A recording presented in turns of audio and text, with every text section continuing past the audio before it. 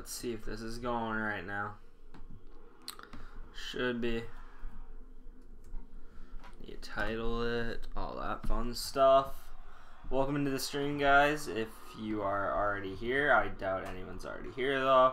But we got Bruins Coyotes tonight, so I'm looking forward to that. I hope you guys are too. I hope this is actually broadcasting, because I pressed for it to start broadcasting, and it should be. There we go. Bruins fan reaction. Let's go live. Bruins fan live reaction versus Coyotes.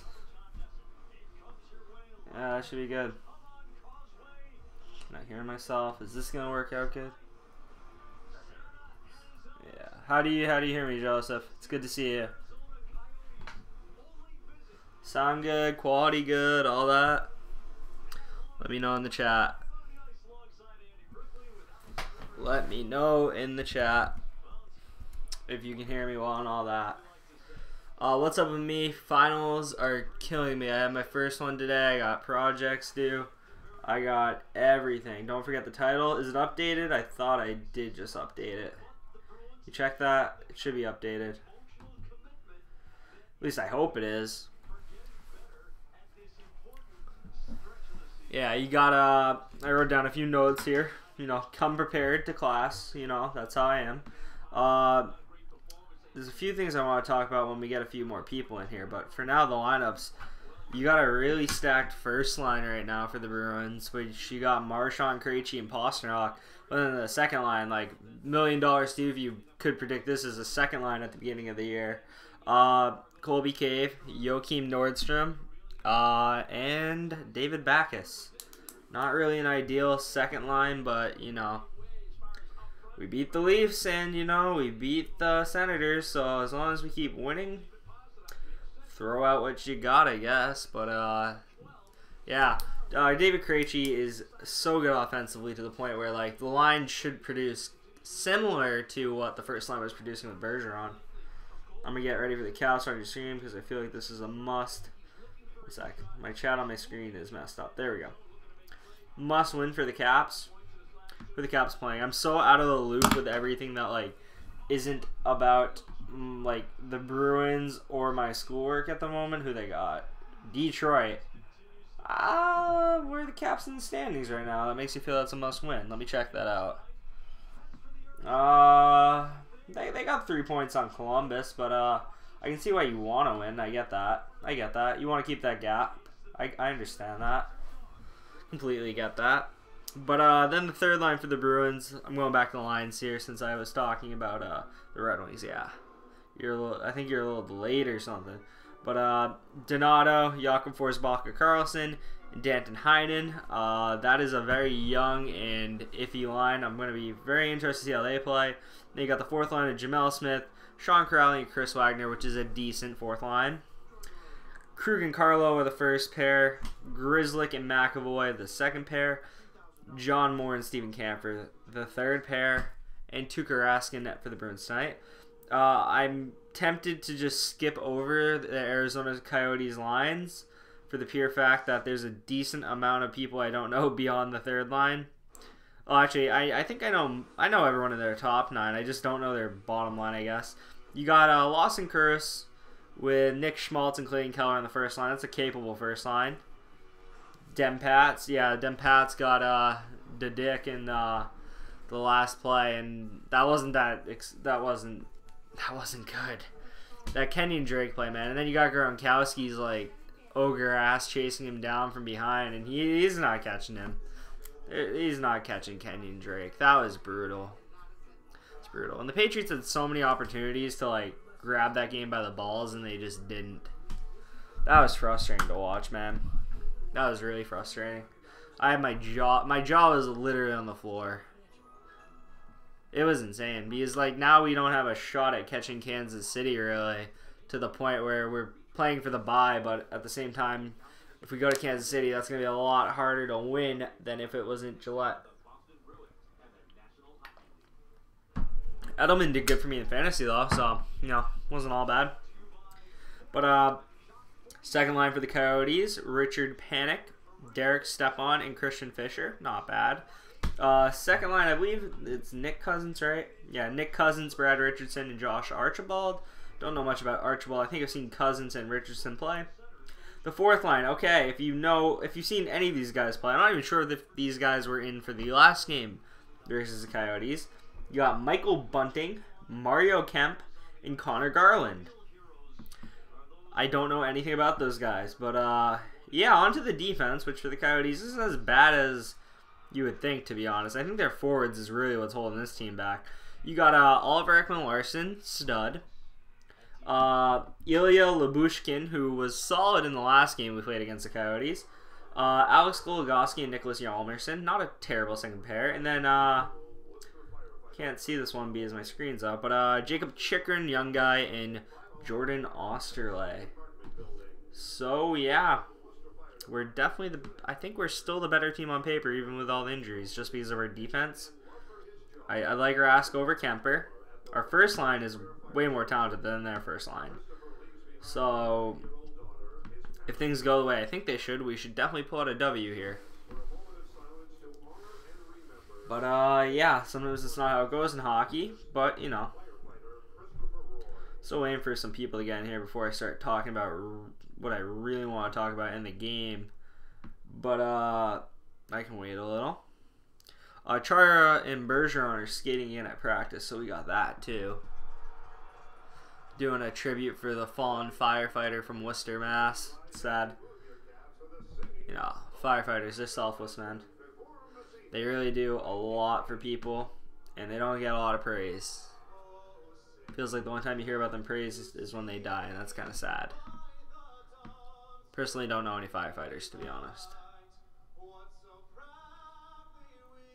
They have a new guy singing the anthem every week at the Garden, it feels like. I wonder if anyone's actually going to, like, steal the job. Hey, Joseph, did the title update for you?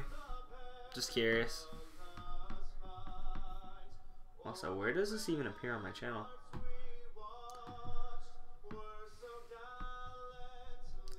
We're on home ice tonight, so that's nice.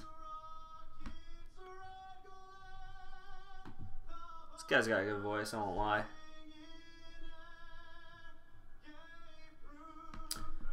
How do I change this to live stream?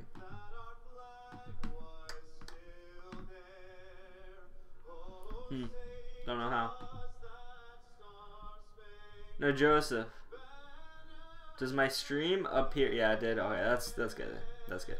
Does my stream appear on my channel, or does it just appear as you got a notification? Because I went to my channel and I don't see it. And I'd hate for people to come to my channel just to be like, there's nothing here. You know what I mean?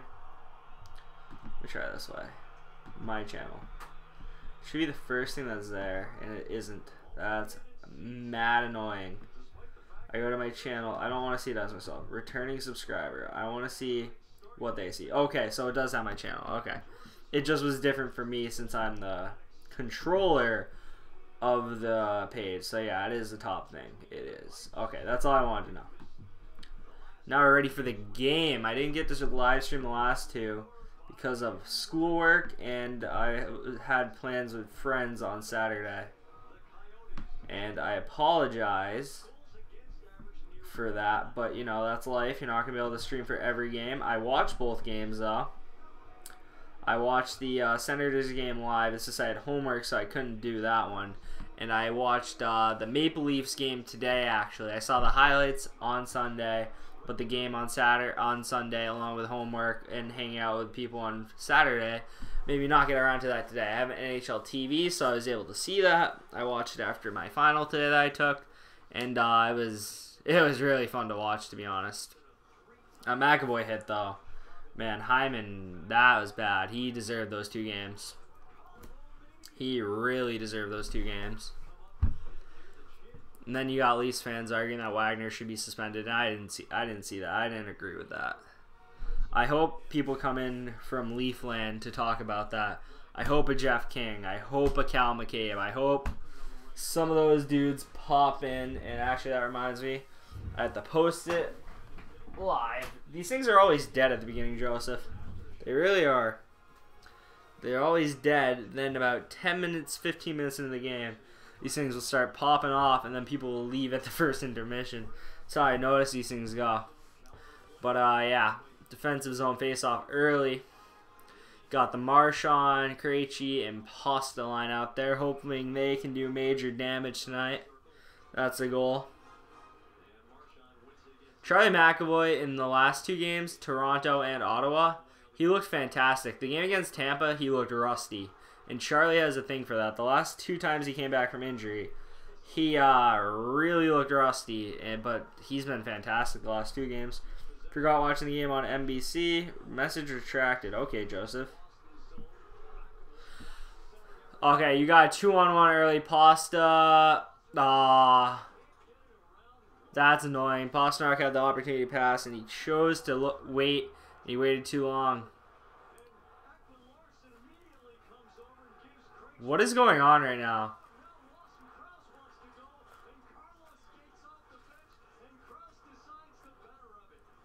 Carlo just tried. I want to see behind the play here, because there was something interesting just going on in the back of the play there.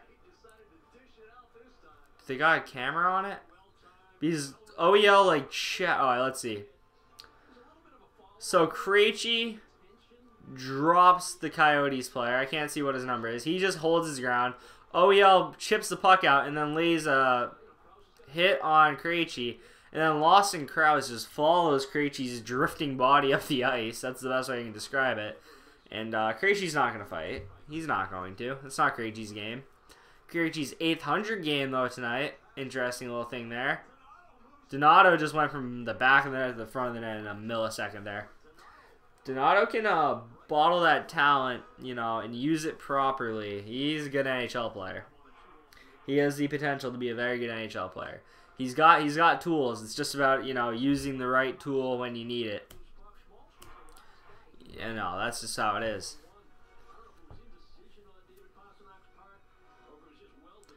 Donato on the face-off because another person got kicked out, JFK. That's 2 people kicked out of the face-off circle already for the Bruins in a minute and 30-something seconds. So if it's one of those nights, that's going to be pretty annoying. Is the scoreboard updated? Yeah, the scoreboard's updated.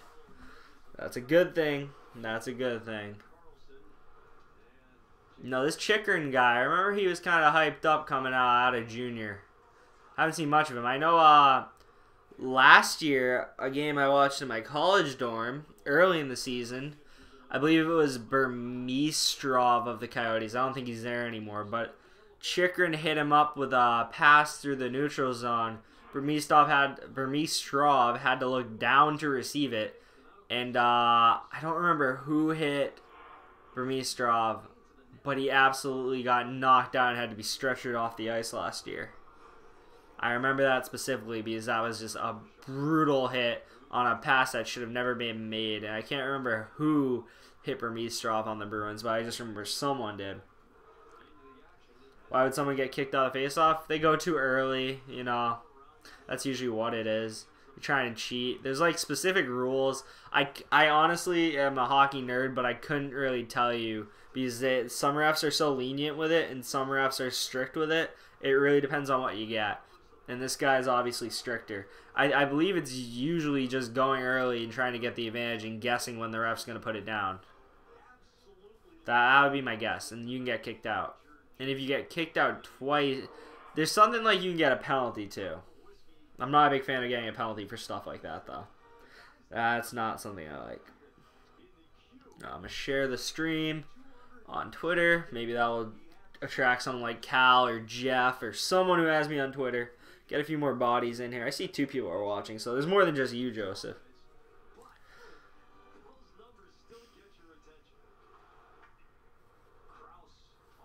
Oh, I saw that's tweeted out. So I'd like a few more people in here, like Cal, Jeff, and stuff, to discuss some things. Usually one of them's good for it. Usually one of them is. Krejci. I'm such a David Krejci fan now. Not to say I wasn't before, but I don't know. Just like in the last 2 years, feels like he's gotten very disrespected, and like I just really appreciate him. McAvoy again. I think McAvoy's injured. Looks like McAvoy took a high stick. Let's see. Clayton Keller. Oh, yeah. The BU boys, the two guys who used to go to BU and played together at BU, along with Grizzly. They were all on the team at BU. Yeah, Clayton Keller hits him in the face with a stick. It's completely by accident. Yeah, but, you know, you do the crime, you pay with time, and that's how it's going for Clayton Keller right now. I love Clayton Keller. I really liked him at BU. BU's kind of my favorite college team, to be honest. And clear penalty there. It wasn't intentional, no harm. He wasn't trying to hurt him, but, you know, you can't do that. Just can't do that. 90% penalty kill for Arizona. They had the best in the league by 6%, I'm pretty sure, which is pretty insane. 6% on the rest of the league. Arizona has 11 goals on the power play and 8 goals against, on the penalty kill, and 8 goals for, I'm butchering that, my bad. They have 11 goals for when they kill penalties and 8 goals against when they kill penalties. So they're +3 on the penalty kill for goal differential. The next best team is -10. So they're 13 goals better than the next power play, which is insane. It's literally insane. I don't know how they do that. But hopefully the Bruins can do something. By the way, I forgot to mention Clayton Keller drew blood, so it's a 4-minute power play. So this Arizona penalty kill that is supposedly really good is going to be tested for about a fifth of the period. They're already 30 seconds through it, and the puck is dead right now. Joseph, what do you think of your Redskins? Because ever since Alex Smith went down, it seems like your team's dead. I'd like to know your thoughts on them. I'd like to know what you think of Mark Sanchez. Josh Jackson or John Jackson. I forgot his name, but he didn't look too bad when I saw him coming in relief, to be honest. Adrian Peterson really looks really can't run though when there's no blocking. David Backes with a big time shot on the power play. Good save by Kemper to hold down the fort. Don't ever mention that team again, dude. It's literally all over my chat because it's your profile avatar. If you don't want me to mention it, change it. I wouldn't have thought of it. I just thought so. I saw it, so I thought I'd bring it up. But yeah, I thought you guys were gonna win the division, and then Alex Smith just died. Come on, Pastrnak better be aware. Decent amount of empty seats in the Garden tonight, but a Tuesday night against the Coyotes, that's gonna be like that. This team is a disgrace. Yeah. Yeah, I'd agree. That team didn't really, they folded after their injury. They did not believe in themselves after that. Plus, it seems weird that like their solution to the running back is to pick up Adrian Peterson and run Chris Thompson. It's just kind of weird to me. They have no good wide receivers either. I don't know. They got Jordan Reed, but he's always injured. I can't tell you much about their defense, except they got Josh Norman. I know that much. And they used to have Albert Hainsworth and Arakpo. Come on, take a shot.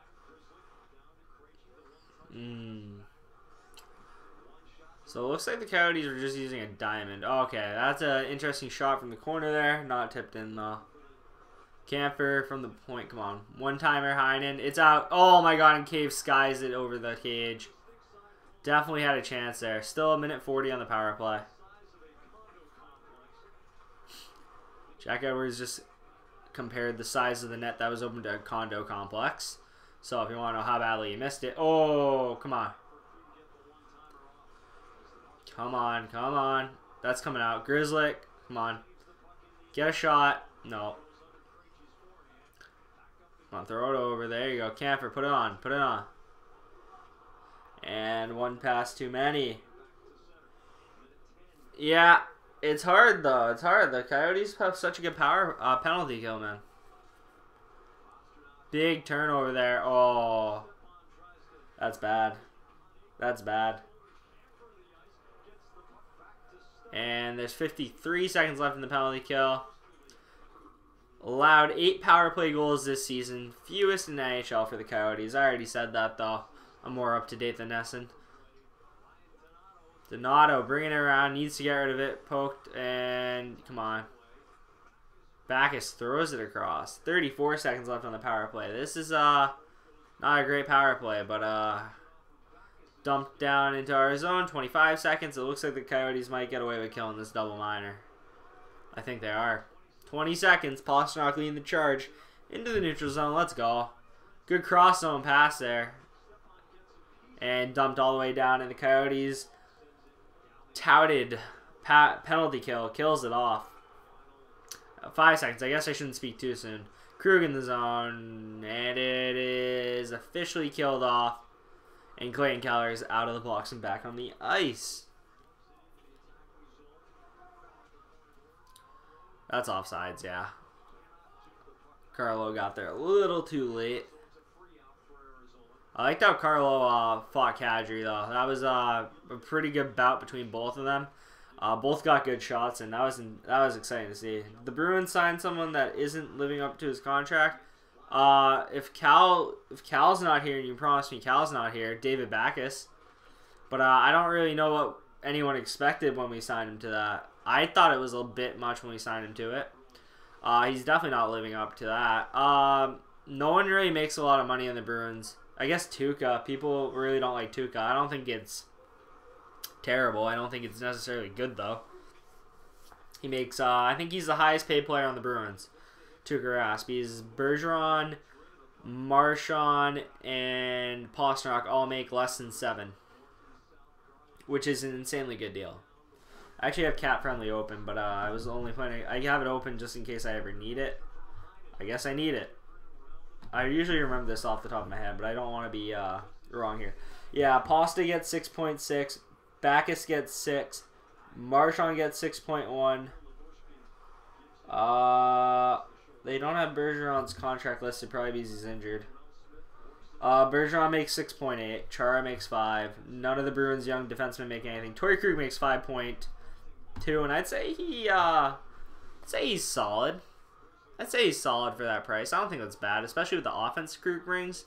He's not going to bring you a whole lot defensively, but offensively, man, that kid can change a game. NBCSN has been talking about how someone isn't doing well on the power play and how they should sign younger players. Wait, the Bruins? They have the Bruins game on NBCSN? NBC, yeah. I didn't know this was on NBC. Sign young players. I mean, I don't really know about that. I don't know who they could be referring to. Probably David Backus. But, like, David Backus scored a goal on the power play the other night, and I think he isn't too bad at the roll in front of the net. It was just a live-in. I think that's overblown. I mean, they should get someone to be in the top 6. I don't think anyone on the Bruins is, like, overpaid to the point it's holding the team back. I've been on the record as saying that, though. I think there's some bad contracts. I think there's some people who are paid more than they should get. But there's enough of the good contracts and kids on entry-level deals to the point it's not holding Don Sweeney back from doing anything.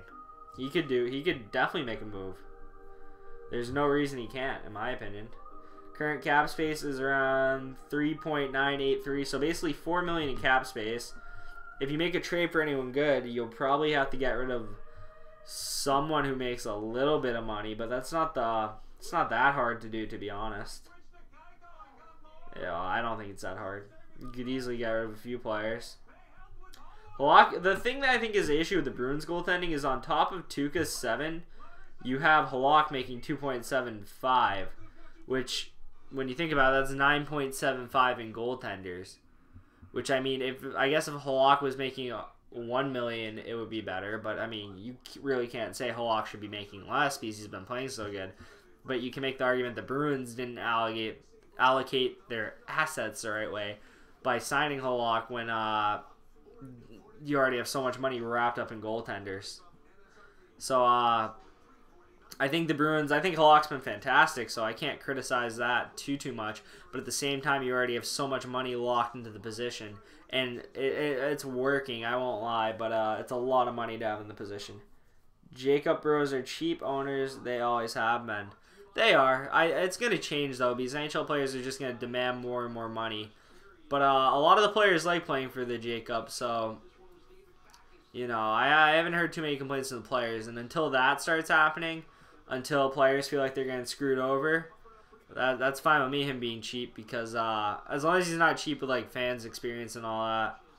I'm not a big fan of paying that much for parking, to be honest. When you already pay that much for a ticket, you pay like $60 for a ticket just to get there and you get hit with $40 for parking. I don't really like that. But I know Jeremy Jacobs has a reputation as being a hothead too, so I can see if you get on his bad side, it might not be good. They just have so many young forwards. It's really should not be an issue to get someone traded. And I think David Backes' contract is very movable. I think Torrey Krug's contract is movable. But there's also players you can get who can be a top 6 forward who make less than $4 million. You're just going to have to get rid of prospects for it. I know people don't like to give away prospects and all that, but in my opinion, the time for the Bruins to go for it is now, because Bergeron and Chara only have so much time left. Chara especially. Bergeron could be around a little bit longer, but prime Bergeron isn't going to be around forever. Father Time's undefeated, or Mother Time, or whatever you want to call it. I guess Father Time. It's undefeated. Yeah, everyone's going to eventually not play for the Bruins who's on the Bruins, so you know, you got to try to put the best team out there now with all the older veterans. Krejci's not young either. I say this a lot. Krejci's not young either. You got Marchand's 30. Krejci's 32. Bergeron is 33. Char is 41. Rask is 31. Halak's 33. So what are you doing by not trading for a forward to help out the team now? You're basically telling the older guys, we don't believe in this team and we're wasting your time. That's what I think you're sending the message to. Like, even just getting Rick Nash last year, even though I wasn't a big fan of that, you know, it showed that they believed in them, and that goes a long way with the player morale, and that's why they like to play for the Bruins, because when the Bruins believe they could have something, they usually go for it, and Don Sweeney needs to do that. But he needs to go for something more long-term, in my opinion, than Rick Nash for a few months, and then Rick Nash got injured too, so it still wasn't good. Hi, Isol, or Elsol, my bad, I knew that.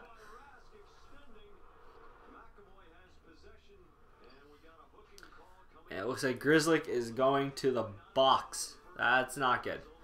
So we didn't score on the 4-minute power play, which was pretty annoying. Then now we get a penalty kill of our own here. We're not too shabby at that, and Arizona's offense isn't too good, so hopefully we can get the kill right here. Would hate to see us get scored on this early on home ice. First goal is critical. First goal is very critical. One thing that I pulled up, which I thought was kind of interesting, was Clayton Keller's stats versus Charlie McAvoy's stats while they were both at BU. Clayton Keller only played 1 season at BU.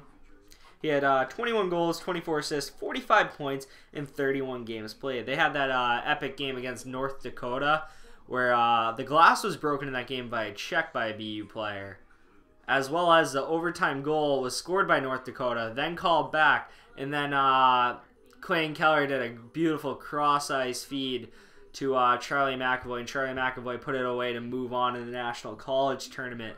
That was a great moment, and if you're not watching college hockey playoffs, you're doing it wrong. That's a great time of year to watch playoff hockey in college, because you may not know the players, but it's ultra competitive, and if you're a sports fan, you'll enjoy that.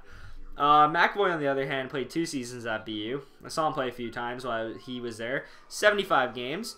8 goals, 43 assists, 51 points, solid. He's a big body checker. He definitely does not lay the body out as much in the pros as he did in college. Because you could bank on Charlie McAvoy getting a big hit at least once a game in college. And when I say big, I'm not talking like dropping someone. I'm talking about like really dropping someone. And I know that's like not the best adjective to use, but destroying, I guess, is the best. He'd destroy someone once a game, like kind of like a bully in like the schoolyard. He'd find a weak link coming over the ice and he'd just ram him. Whereas now, you know, there's not really any weaklings out there to decimate for Charlie McAvoy.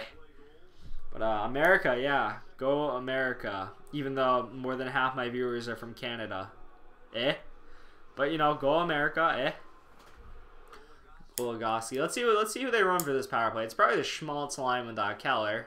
No, they got Lawson Krause out there, step on. So this is the second line, basically. I have Jack Edwards' page up. I can pull that up to get the names. Let's see. It's Fisher, Panic, and Stepan. Okay, 36. Yeah, that's Fisher. Fisher, Stepan, Panic. So I got the first line out there with Goligoski. They have another forward running the point. Trying to see. So you can't actually show the game, though. I'm sorry, Rob. I cannot. If I show the game, they pull the stream. Because last year in the playoffs, Rob, I would put highlights in the streams in a small little box in the corner. I got taken down from that.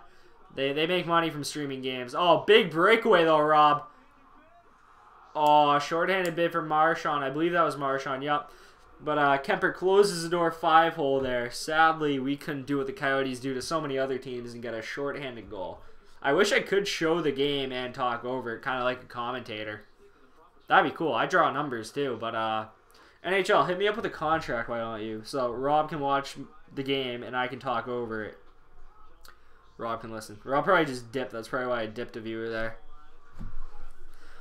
Who's this? This is Schmaltz. Schmaltz has been good since coming to Arizona. I've seen his stat line. I think he's a point per game since coming to Arizona. I had him on my fantasy team. Dropped him because he was doing squat in Chicago. I need to think about picking him back up. But I think I picked up Andreas Janssen of the Maple Leafs. He's been doing well lately. I always rotate those guys. And that's a wide open net. That net was so wide open. What the hell? God damn it. It's like a cross-ice feed, and I think Rask got screened. I don't think he saw it. Yeah, it's copyrighted. Yeah. El Sol's 100% right. Yeah. Beautiful pass. Dude, that net's so wide open. I didn't even feel like he put in a good effort to get over. Let's see.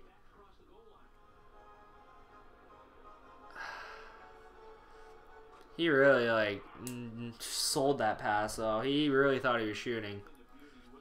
Nick Schmaltz, I was just talking about him. Might need to pick him up in fantasy again.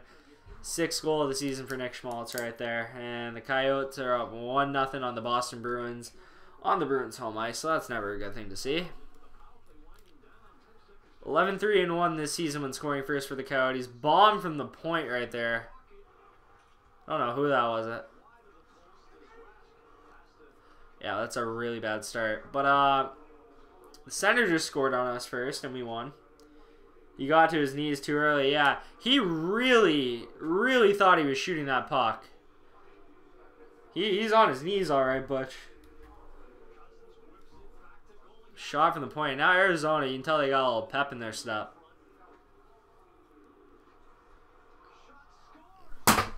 That's great. That's a great start. Great start. Another goal against. Oh, great. 2 goals. You blink, you miss it. What happened here? You can't even see my head. I'm sorry. So it's just a bunch of Bruins crowded in the middle of the ice here. Just a low shot. Is that tipped in? Or does he just shoot that? Can't see. Some more. It hits more skate and goes in. That's fantastic. It's fantastic. Skims more skate, redirects it looks like. And Rask just, you know, comes off the skate that fast. It's the first game I'm missing this year. Yeah. Trust me, you're not missing anything entertaining, Rob. It's not. It's. Oh my god. Christian Fischer just hit the post for the Coyotes. This is terrible. But the Bruins are getting transition here. Big cross-ice passer by Krejci to Pasta, but nothing doing there. This is a pretty terrible start. Even though like it wasn't bad until that power play, really. That was really a momentum killer. Keller, Schmaltz. Schmaltz just dances into the slot easily. No one going at him. Just letting him walk into the net, basically. This is not good. They've looked so solid defensively the last 2 games. Big bounce right there, and you gotta be careful. Arizona's fast. Nordstrom shot. Looks like it hits on and goes out of play. But just like that, 2-0 Coyotes. And that's a big hole already. Coyotes, it showed the stat. They're 11-3-1 when going up first. When they score first, they're 11-3-1. I want to see the assist on that. I want to see who got the assist there. So you got Cousins from Goligoski. So that was Goligoski. That was Cousins who shot it. Okay. So Cousins gets the goal. And then you got Nick Schmaltz from OEL, Oliver Ekman-Larsson, that is. And Clayton Keller. So Clayton Keller gets a point. So BU. That was terrible, though. That was terrible. Yeah. Yeah, I don't know what that means, but I'm assuming that's it's probably the F word 3 times, Steve. If that's Sharpie, if that's what I gotta guess, you are not happy either. You aren't happy either. I'm not happy either. I don't want to swear too much. If it comes naturally, it does. But yeah, I agree, man. I agree. That's all I can say. Just like that, man. The Coyotes are not ole ole ole. Yeah, that's likely. That's very likely. This team, man. This team sometimes just, they're inconsistent. They're inconsistent, and they just look like they just got thunderstruck by the Coyotes.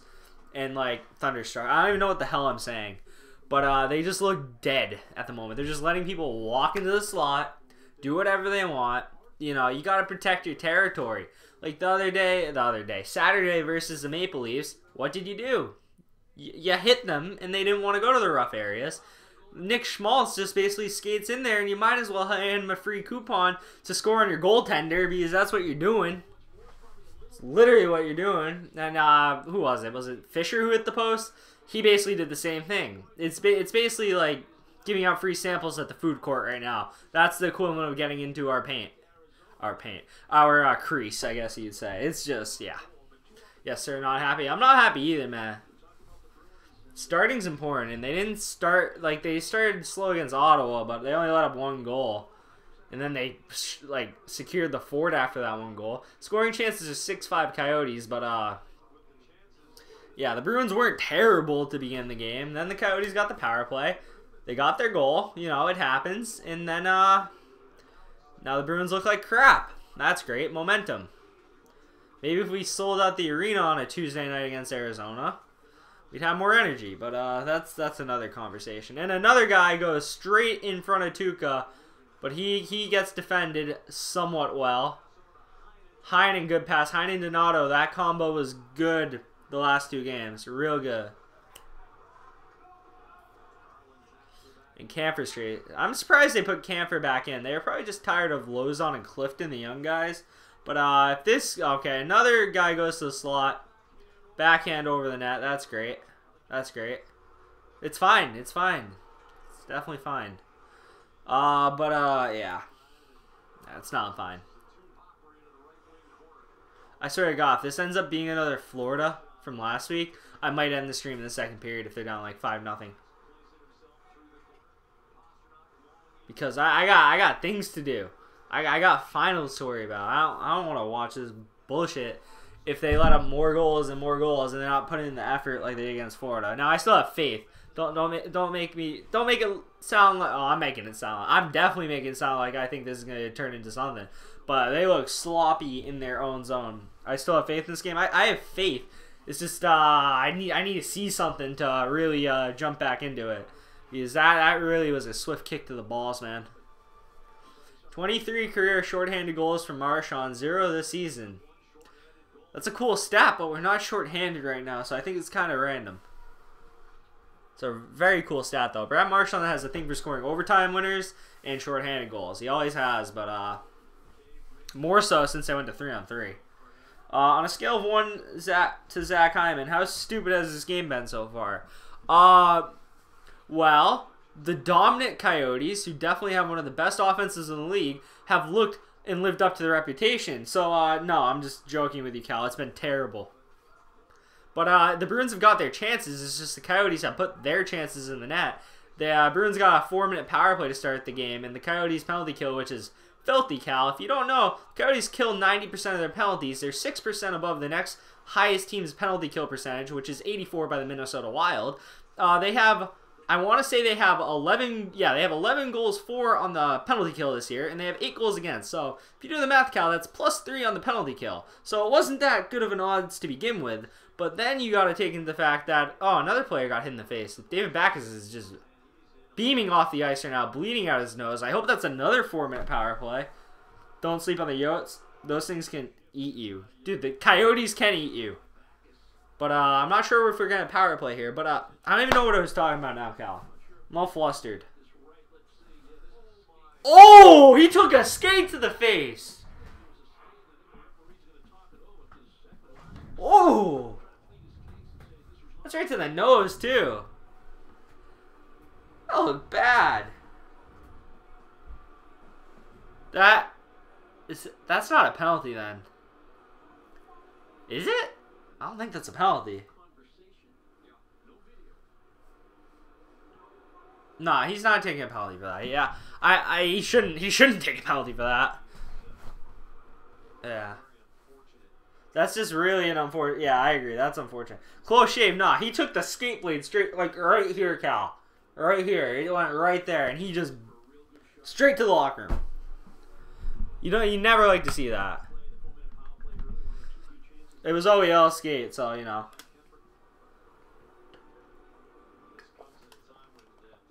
That's gross, though. That's gotta hurt, too. That's really gotta hurt. But, yeah. Hopefully, that's a momentum change.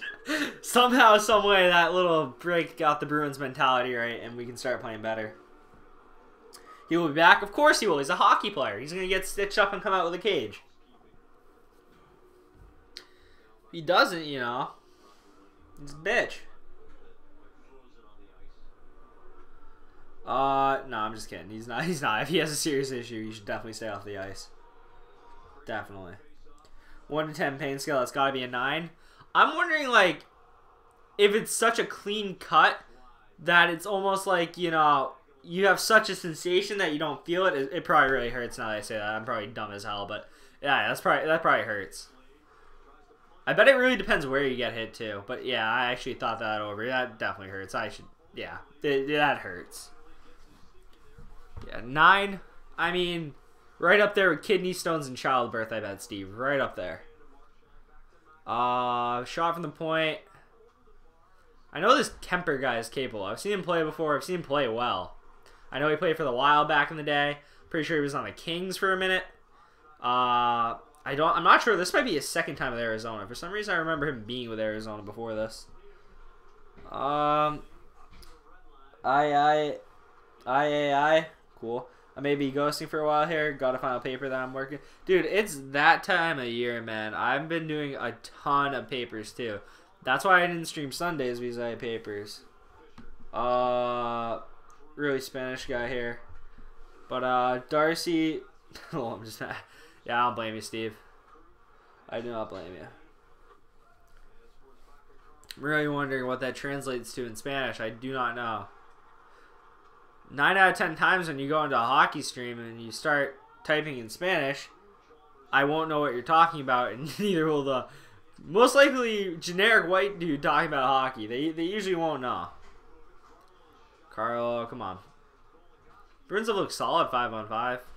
It's just in their own zone they've looked solid, but they've had such a little time getting into their own zone. The Coyotes have just been better when they're in their own zone as well. So it's really not the best defense. Icing, and we'll go. We got a minute 36 left in the period. This period's flown by. 7:44. I'm lying. It has not flown by. What time did it start? Like 7:10? Maybe it's flown by. No Spanish. Yes, Portugal's. And yeah, I'm not even gonna try. I'm just butchering, disrespecting. Charlie Moore's in attendance. I really find that guy's commercials really annoying. He does the fishing show and he's like goofy as hell. I'm not a big fan personally. Not my type of show. Let's see. Pat, think of something relevant, man. Oh yeah, the game. Marchand, let's go. I really want to see a goal before the period ends. I'm back. Welcome back, Joseph. The #1 moderator in the stream. And the only one. Joseph's the only moderator I'll ever need, I think. With all, I mean, he manages 8 viewers, so I mean, we do not speak Spanish. You speak Portuguese. You're in Brazil. Brazilians don't speak Spanish. You're right. They speak Portuguese. I'm actually Portuguese too, but I'm not like heavily Portuguese. I do not like claim to be either. I just support them in the World Cup. I support Ronaldo in Portugal. Come on, Krejci. Kemper shuts the door, and good rebound control there. Very good rebound control. Jamel Smith did a good job drawing a penalty in that Toronto game. Besides that, I have not noticed much, but he seems kind of speedy, to be honest. He seems like he's got a little bit of a pop in his step for a 4th liner. So I'm going to be shocked if at some point with how much the lines are thrown around, he doesn't get a shot on like the 2nd or 3rd line. The way things have gone and the consistency of this team, I'd be very surprised to see him never get an opportunity up there. Decent opportunity there by the 4th line. Corrales skating hard. 4th liners are pretty good skaters.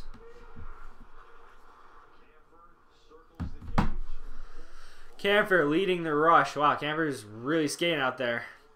Good pressure by Camphor down low. We might actually get some possession time down low, but we got 18 seconds in the period, so I'm not sure how much. Come on. And 10 seconds left in our own zone. 5 seconds. Clayton Keller, and that's going to end the period. Jamel Smith is going to carry it. Dumps it, and that's the period. And the Bruins, 2-0 down after 1 period, and they really got whipped with 2 consecutive goals. I swear I became part Portuguese when I was in a Portuguese bar and Ronaldo scored a hat-trick against Spain in the World Cup. Yeah, that'll do it to you, man. You get bought into the moment. Alright, Joey. I saw you texted me in IRL in real life, for those of you uncultured with the acronyms. And, yeah, you should have saw my reaction to that because I was very shocked by it. David Backes was in near the corner with Oliver Ekman-Larsson. His skate popped up, Oliver Ekman-Larsson's that is, and just like that to David Backes' nose. And a lot of blood came out of Backes' nose. He went straight to the locker room and wasn't pretty, to be honest. But as for the game, Joey, it's been terrible. It's been a really... it's been pretty bad. We had a 4-minute power play because McAvoy got slashed in the face by Keller. He bled. So there's been a lot of blood already against the Coyotes. You know, dangerous animals, so they'll do that to you. And, yeah, Backes isn't on the ice right now. You didn't say it was Backes. I'm pretty sure I did. You probably just ran your paper. I'm almost positive I said Backes. But David Backes, anyway, he takes a skate to the face. Like, you know, sorry for you guys seeing my nostrils. He's gushing. And then he just goes to the locker room right away, and I haven't seen him since. He's a hockey player, though, so most likely he's in the locker room right now getting that nozzle up here, you know, stitched up, and then he'll show up with a bird cage in the second. He'll put some, like, glue thing on it so it doesn't start gushing, and he'll be good. We can come back. Of course we can, train station. I mean, I feel weird saying your name. Every time I say train station, it just makes me think about, like, trains. I want to make a really bad joke every time, but, yeah, you're going to pay. Yeah, OEL, man. You no longer want him in Toronto when he does stuff like... Actually, you might want him in Toronto if he's doing stuff like that to a Bruin. Backes is going to come back angry and get a Gordie Howe hat trick. It's going to be just like Korea in Game 6 of the Stanley Cup Final in like 2004 or something, where he got knocked out by Stevens and comes back and scores. It's going to be just like that, Cal. Hopefully someone got that reference. I know we got hockey fans in here, but I know my demographic seems to be younger. And that's even like an old reference for me. Like, I only know that from highlights. Obviously, I didn't see that live. I want to see the gloves come off in the second period. OEL. Okay. Krejci dropped a guy. OEL didn't like it, and he cross-checked Krejci. Krejci fell and drifted up the ice. Then Lawson Cruz was barking at him like Krejci was going to drop the gloves. That's the closest we've come. There's been some contact in the game. It's not out of the question. You could see the gloves be dropped. But I feel like it's very unlikely. Just because they're not like teams that see each other often. But, I don't know. Let me look at the fourth line again of the Coyotes. So you got guys who really have a lease on life up here, who I don't know if they're skill players or not, or if they're just fourth liners for life. Is that their age? Yeah, that's probably their age, right? No. Clay and Keller 20. So that's their age. So you got Mario Kemp, 30 years old. Probably won't have an NHL job for too much longer in his life. He could definitely throw the mitts if he wants to stick with his team. Michael Bunting's 23. I don't really know much about him. He's 5'11". Who's the big boy on this team? Who's the big boy on the Coyotes? Brad Richardson's 6'190". That looks about as big. Oh, damn. Christian Fisher's a big boy, 6'2". Oh, damn. Lawson Cross is a big boy, 6'4", 220. Lawson Cross, no wonder he was barking at Krejci. He could probably beat the shit out of most forwards. Sorry for the swearing there. I didn't mean to swear like that. Jacob Chikrin's actually 6'2", 210, but I think Lawson Cross might be the biggest dude on the Coyotes. Yeah, 6'4", 220. He's definitely the biggest dude on the Coyotes. I see the gloves coming on in a second. A Cook. Let's see. Who's the biggest technically on the Bruins with char out? Because this is stuff I don't think about unless it's like on the spot. I'm on Jack Edwards' Twitter page because he posts the lineups in this very. If you like lineup sheets, Jack Edwards posts the Bruins and the opponents for most games. I think Chris Wagner's. It's probably Carlo actually. Now I think about it. Isn't Carlo like 6'5"? I don't know how much he weighs though. Oh, he needs to hit the gym. 6'5", 208. That's not a lot. That's not a lot. He's easily the biggest, isn't he? Crowley's 6'2", 213. Is there anyone who weighs more than Carlo? The first line of Marchand, Krejci, and Pastrnak's all within like 4 pounds of each other. Crowley's the heaviest, isn't he? 213. Chara and Miller. Actually, I can't see what Moore weighs because Jack Edwards' handle goes in front of it, but I think it says 210. 6'2", 210. So the biggest guy is easily Carlo. 6'5", 208. That's definitely going to go up in future years. He's going to gain some muscle. Carlo's going to hit the gym, and he's going to weigh like 230 in a year or two. Probably not that much. But if Carlo hits the gym, he could become a force in the league because he's only like 21 right now. He can legally drink, right? He can legally drink. 22, yep, he can legally drink. He's still putting on muscle, though. He's still a young guy. I'd love to see Carlo put on some more muscle. But he's been incorporating the physical game more into his game this year. And at the end of last year, too. Fought Kadri the other night, so he's showing that toughness. Hopefully not destroying Kadri motivates him to go to the gym a little more. He had like a decent height advantage on Kadri, if I don't remember. I'm speaking out my ass there, though. I don't remember how tall Kadri is off the top of my head. Carlo looked bigger. Kadri, height. We're sizing people up like it's UFC. Yeah, he's 6 foot. You had a 5-inch reach on him, and Kadri held his own pretty well. You need to hit the gym. Definitely need to hit the gym.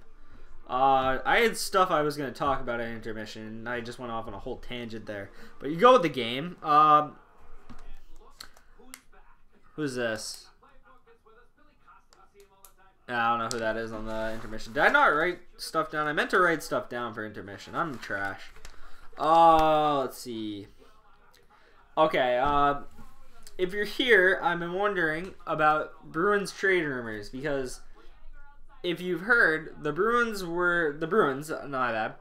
Don Sweeney was at Rogers Place the other night to watch the Calgary Flames and Edmonton Oilers, which most of the time when Bruins GMs around the league do that, it's to scout something they want to trade for. And people are putting out Ryan Nugent-Hopkins and Jesse Puljujarvi, which I find it very interesting as to why Don Sweeney would go and watch Nugent-Hopkins play. Because Nugent-Hopkins is 25, I don't really know what you could see on him that you haven't already seen because he's been in the league for 7 years. That doesn't make sense to me. Unless it's like a really young player that you have footage on, but he hasn't played a lot of NHL games. So that makes me think it's a young guy like Puljujarvi. But I rather have Nugent-Hopkins, so I hope I'm wrong there. But maybe it's a guy on the Flames. Like, let me look at the Flames lineup right now. Who do they have that they might want to get rid of? Because the Flames, I know they have a decent amount invested in their back end. And I know they're a very good team, so you might say, why tamper with it? But there's always ways that this team can get better. And right away, you can see they don't have a lot of offense from their back end. Giordano's actually injured too, isn't he? And for a league... Oh, Michael Stone. Where's Giordano? He's not listed as injury or on the ice. That's very strange. I could see it being James Neal. I'm impressed with how Copley doing. He's improving. That's good to hear, for your sake at least. His first name is Lit. Who? What is Copley's first name? I'm unaware. I want to look at cat friendly for Calgary though first. But now I need to see what someone put what Copley's first name is, so I don't have to look that up. Let me look at the Flames, because I think it is most likely an Oilers player. I hope it's Nuge if it is one, because I'd like to see Nuge. I think Nuge would be a good fit in Boston. Phoenix. Oh yeah, I knew that actually. The Phoenix Coyotes used to be a thing. So you got that.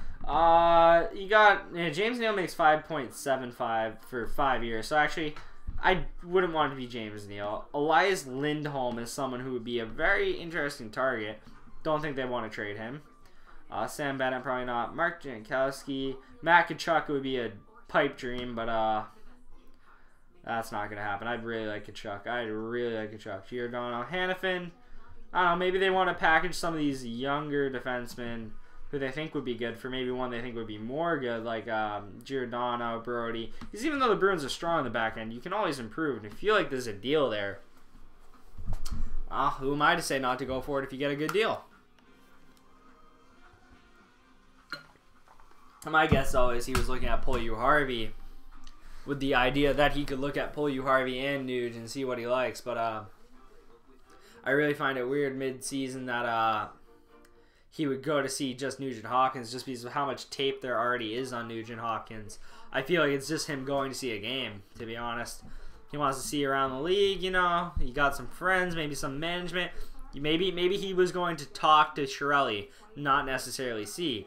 So it's not necessarily like he's going to see, actually. He's probably just going to talk now that I think about it. Now I'm talking this out. Yeah. Let me look at something here. I really want the second period to get underway because I really just want to forget about that first period and how bad it was. It was not pretty. Remember when the Bruins were had players contending for the first spot in points? That was a fun time. That no longer exists. We don't even have a guy in the top 10 anymore. Not to say that David Pastrnak sitting at 12th is bad with 35 points in 31 games. It was just Rantanen and McKinnon, man. That pace is hot. Rantanen has 48 and 30 games. I need to pull out the calculator, man. What is that wicked pace on? Postel? His name is Pastrnak. He gets called Postel, so I'm almost positive you don't watch hockey from our conversations. But were they deserving scores? The Coyotes? Yeah, they deserved them. They got the power play goal. They got the Schmaltz goal, which was a pass cross zone, and the guy just one-teed it low. Yeah, I'd say they deserve their goals. I'd say they deserved it. Did they outplay us by a ton? Not necessarily, but they definitely earned their opportunities. They went to the net.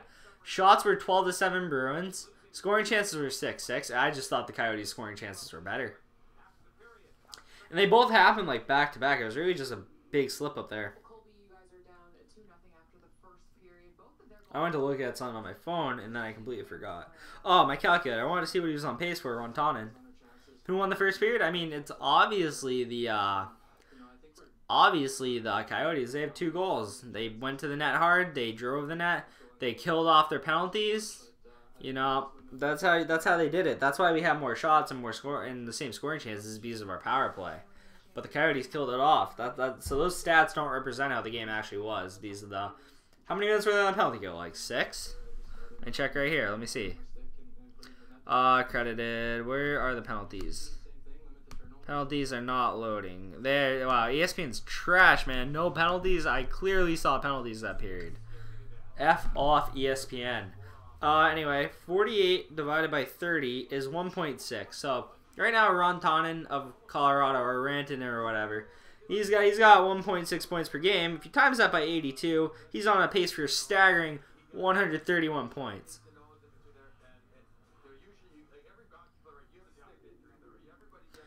Yeah. Yeah. David Backes just bolted off the ice after taking the skate to the face, and he ran to the locker room. Yeah, but Coyotes won the first period easily. They killed off their penalties. They did what they had to do. And, yeah, they put 2 in the net. So they easily won the period. How's your Capitals game going, Joseph? Hey Cam, how's it going, man? Nice to see you. What'd you think of the game so far? Are you watching, or are you just pulling in for the stream to say hi? Trying to see how many penalties, because I kind of forgot off the top of my head. Yeah, they had the 4 minutes, so they had nothing but the 4 minute, and they got their power play. They scored right after. So special teams have been all Coyotes. They kill a 4 minute penalty off, and then they score on their penalty, and then they kill off. It says we're 0 for 2 on the power play. They counted the Clayton Keller one as 2 power plays because it's twice the time. My bad. So they killed off their 4 minute double minor, and they score on there. So special teams are the Coyotes' strong suit. I knew that coming into the game with the penalty kill. I didn't think their power play was going to be anything special, though. Bad that Backus just left. I know, right? I hope he comes back. I really do. Oh, yeah. I missed the game live on Saturday and had to watch it on Game Center, too. And since they don't edit them either. So all the commercials are still there, and I had to fast forward through all the commercials. The intermissions are just the blank screen saying you're at intermission right now, which is like, why can't they show you the intermission show? That makes absolutely no sense whatsoever. It boggles my mind. So basically you're telling the people in Canada, all over the country, if they're a Bruins fan, you don't get to watch the intermission show because you don't live in the New England area, which I think is dumb because I don't get what the NHL loses. Maple Leafs under pressure to sign Austin Matthews July 1st.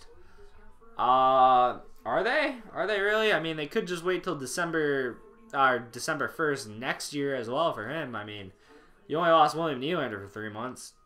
You want to do that with Matthews and Marner? That'd be terrible, actually, to be honest. Maple Leaf trash. Kunukistan. Okay, Travis Boyd is a goat. Random, but okay. Yeah, I just I hope the Leafs are able to contain Matthews and Marner. The Leafs being good is good for the league, and it's a healthy rivalry where we get to beat you guys in the playoffs every year. I'm getting Mitch Marner jersey. Mitch Marner is the most entertaining players on the Maple Leafs, so I don't blame you. If I was a Leafs fan, that would probably be the first one I want too. I do like Austin Matthews because he's an American though, but Mitch Marner is exciting to watch. He's like Braden Point. Him and Braden Point I really like. Like they're the 2 players in the division who I play against who put fear into me, but I enjoy watching them a lot. Which jersey are you getting? Would you just get the plain home one? Is there like a Winter Classic one you like? Like what's the jersey you're looking at? Because I want a David Pastrnak Winter Classic jersey for this year, and hopefully come the 25th, hopefully someone gets that for me. I can send you guys a link to my Venmo if you guys want to get it for me. I don't know if you guys got money like that, but I take handouts. Just kidding. Don't send me money or anything like that. Money ain't good around here. I want to see the Bruins versus Caps in the playoffs. Don't you, Pat? No, I don't. The Capitals curb stomp us into oblivion. That'd be terrible. They literally walk over us. Just the playing home one. Yeah, it's a good jersey. It's simple. Like most of the original 6 teams have good jerseys. I hate Toronto now. I hate Toronto too. But at the same time, part of me thinks like, what if Toronto wasn't good? I wouldn't have people to troll on the internet. I wouldn't have people to hate, and hate's healthy. So you know. Then again, there would probably be another team, but Toronto's fans are just something else. The Leafs vs. Bruins game was so crazy. A lot of fights. Yeah, I watched that actually today because I didn't get to watch that live. I have NHL TV, Game Center, whatever you want to call it.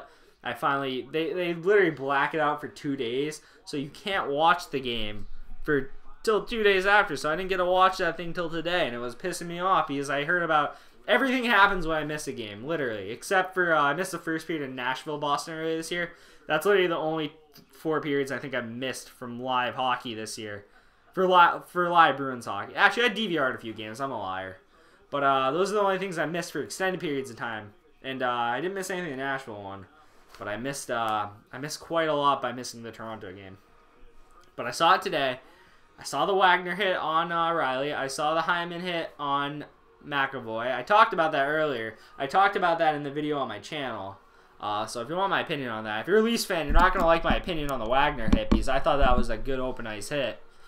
Come at me, bro. That's all I can say to that if you disagree with me. That's a elbow in, straight into the guy. Riley's head is forward. That's why he makes contact with the head. He's not targeting. He's just trying to lay an open ice hit. He hits him kind of in the head. If you want to penalize him for, like, I don't even know. They charged him. They gave him charging, too, which was dumb because he wasn't even charging. They should make, like, a head hit penalty. I don't even know if they have one. I've never heard, like, targeting the head. But, like, even if, like, he didn't target the head, in my opinion, you could give a penalty for, like, hit to the head, even though it's not on purpose, in my opinion.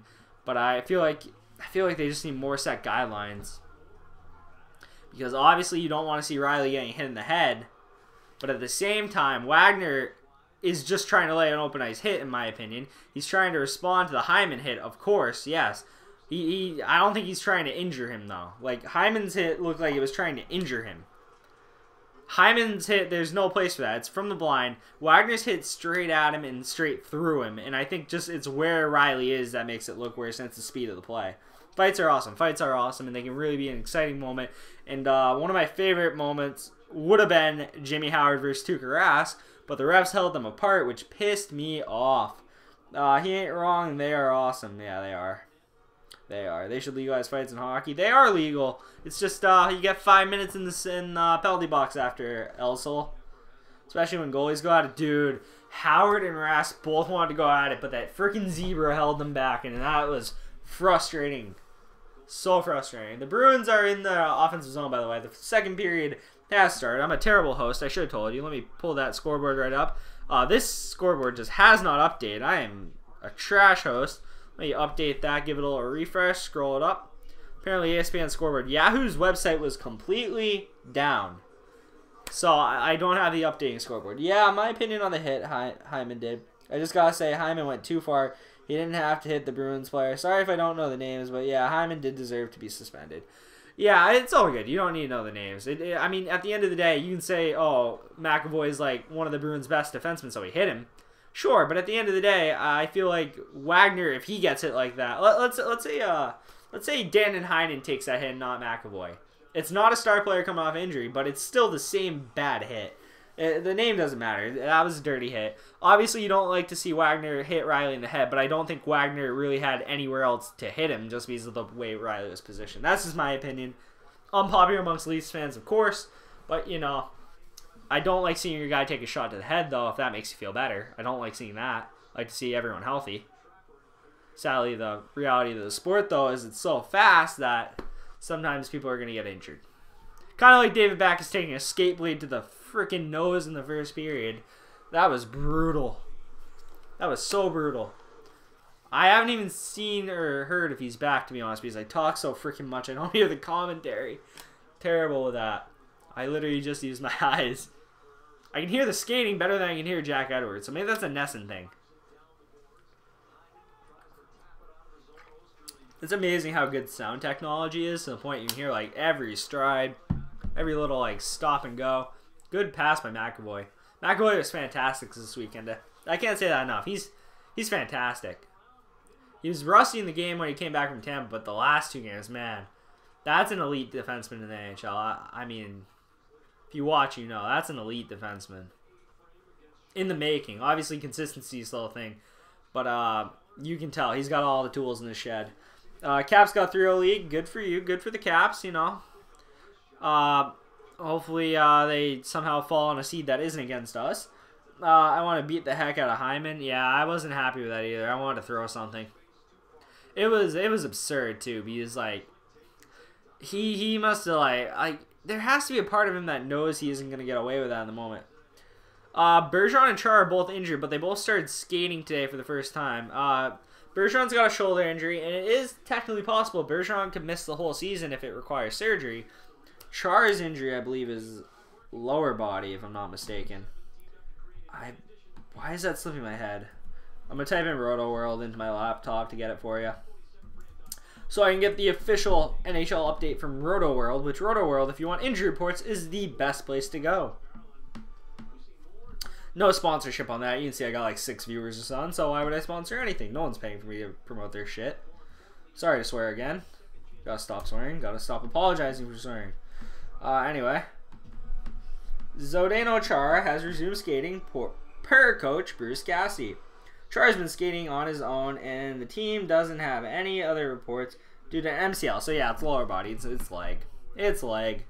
So that's where they're at. But the Bruins have kept their heads above water since those injuries. And, you know, sometimes you get nights where, you know, you go down 2-0 to the Coyotes early. And, yeah, I as a Bruins fan, and the built-in excuse of they don't have Char and Bergeron, I don't think really works when you're very capable of not letting a team like Ottawa go up 2-0. You let them go up 1-0, but you come back. You do that to the Maple Leafs. There's no excuse to let Coyotes. I don't care if Char and Bergeron are out. Fully capable team right now. You got to be better. That's all I can say. You can't have those little moments. Because those 2 goals Arizona had, it's going to sound like a weird comparison, but very like the 2 goals at the beginning of the third period that Tampa Bay had against us. When was that game now? That was like Thursday or something, I think, last week. Or was that maybe the Panthers game? It was Thursday or Tuesday or something like that. The Lightning came out, scored 2 goals at the beginning of the third. These are really dumb decisions. One by Pasta and Marchand at the top of the zone on the power play. And that was the Anthony Cirelli goal because Cirelli just blew by them, took it house, and basically took his jock strap was on the ceiling. Let's put it that way. And then the other one was Carlo made a bad turnover, decided to chase it like a buffoon. Krug tries to defend Matthew Joseph, who was going straight at the net. Carlo is out of position. He can't get the recovery on Killorn.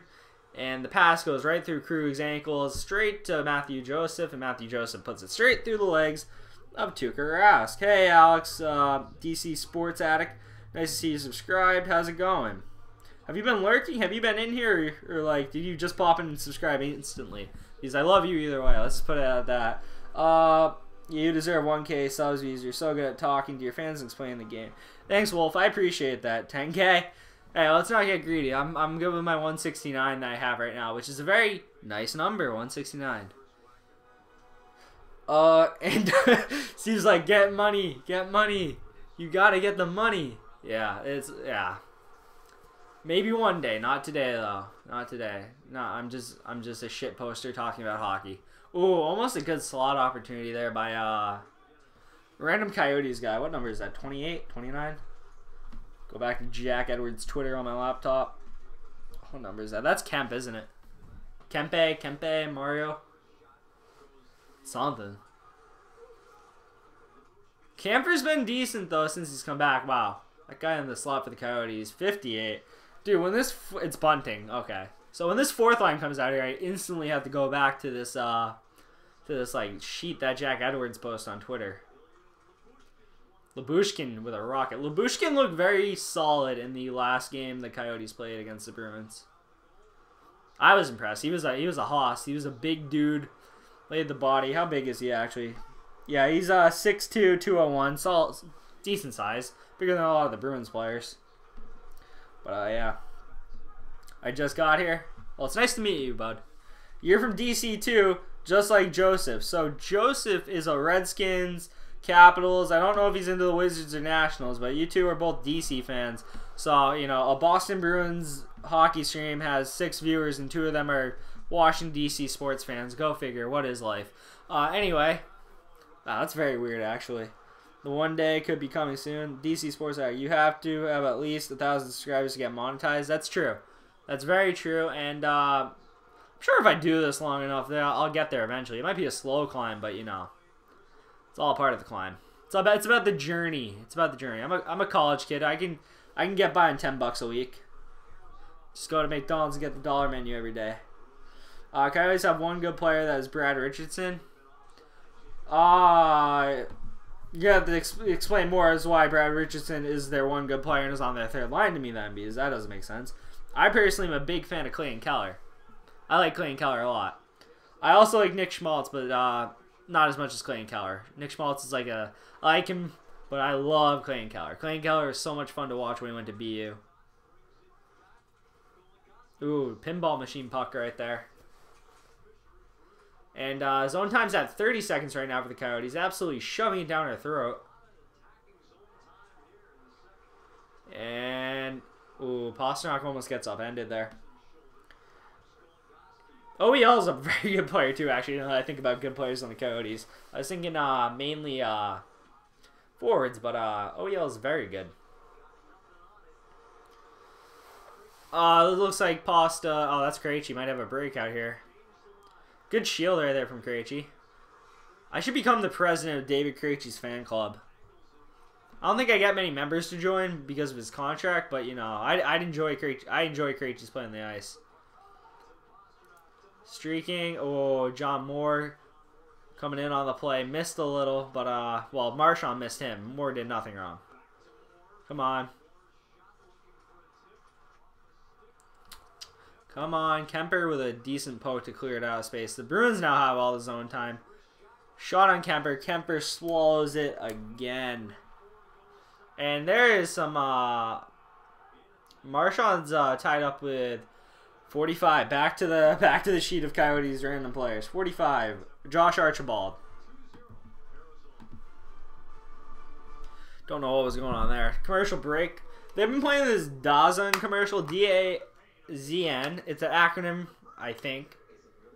It's all about boxing, and apparently it's free. If you like boxing, you might be interested in that, but, oh, 1 month's free. Shut up. That's not free. $9.99 after that month. Piss off. Piss off. Absolute piss off. Really happy. Tomorrow's like the first day in like, I don't know, probably a week. Nah, Friday and Saturday I didn't do anything too special, but it's the first day in like 3 days where I haven't got sleep, so it feels like a week. That's what it is. I don't have a final finally. Can't wait for this semester to be over. I'm done on the 19th, and then I'm an unemployed college kid for a month, and that's going to be beautiful. And then I'm going to have to get a job because my schedule is not as tough next semester because then I'm going to transfer. A little bit about me right now. A little bit about me. Any recommendations for what school I should transfer to? You know, I talk about BU a lot. Maybe I could send a transcript, an application, and a prayer that I get in there. I don't think I have good enough grades for that. I think they require like a 3-point.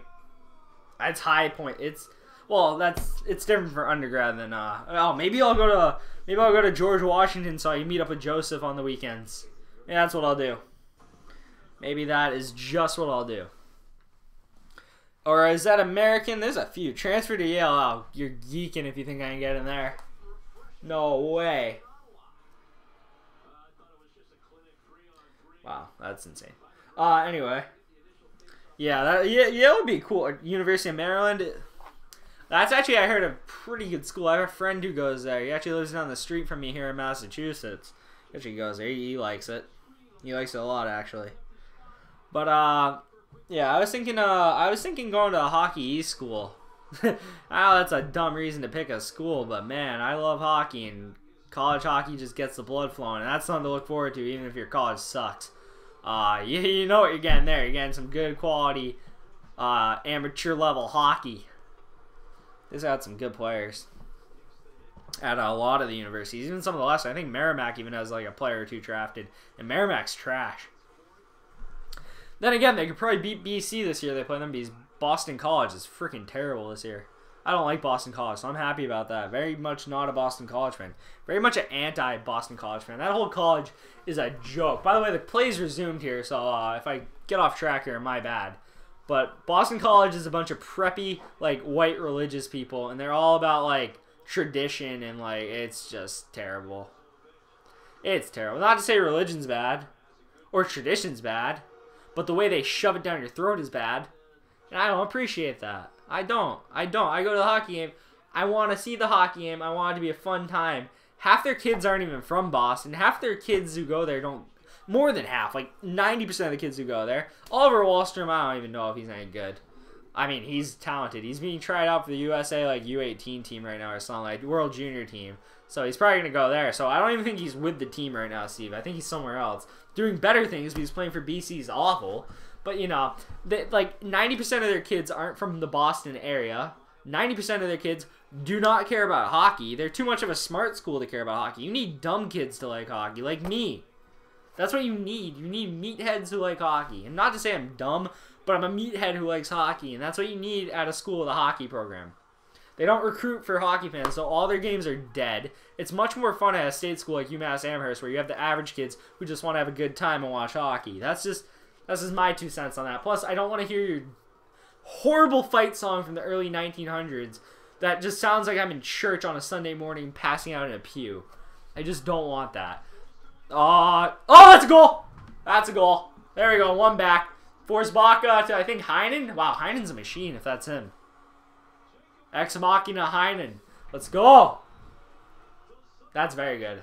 That's a very good play. JFK, cross crease, and Heinen slots that one home. Yo, it was a hard school to get into. Yeah, no chance I get into that school. Yeah, that's a beautiful backhand. Skate to stick by Heinen, and Heinen beats Darcy Kemper. We know he can be beat. Darcy Kemper's been good today, but that skate to stick is good. And Heinen has had a goal and a primary assist with Donato last game. I think Donato's getting an assist here too. So the Donato-Heinen connection is still a thing. It's real. Oh, it's real. 2 goals and 1 assist in the last 3 games for Heinen. And you got to remember, Danton Heinen, I think, was the 5th or 6th leading scorer on the Bruins last year. That's a team, the Bruins, that got to the 2nd round of the playoffs last year.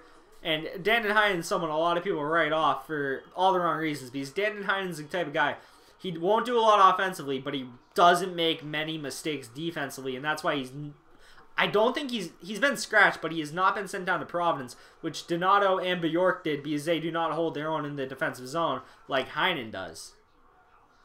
So, you know, there's something to be said about consistent defense, and that's why he's still in the lineup, and he found it. It looks like he's finding his offensive game, which he showed flashes of his rookie year last year. Oh, Marchand, you got him on the opposite side.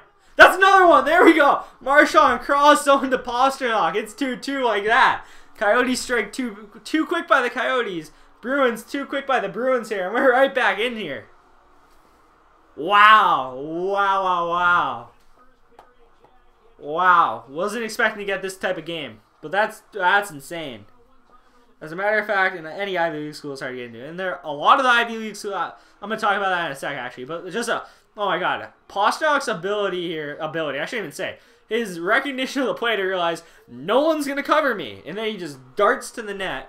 Marchand with a beautiful pass. And Pasternak slides it home. That's really bad defending, actually, on the Coyotes' part, now that I think about it. But 21st goal of the season for David. Well on his way to 40 goals this year. Well on his way. I'd love to see him somehow pick up the pace again to what he was doing early in the season. So that way he can get to 50.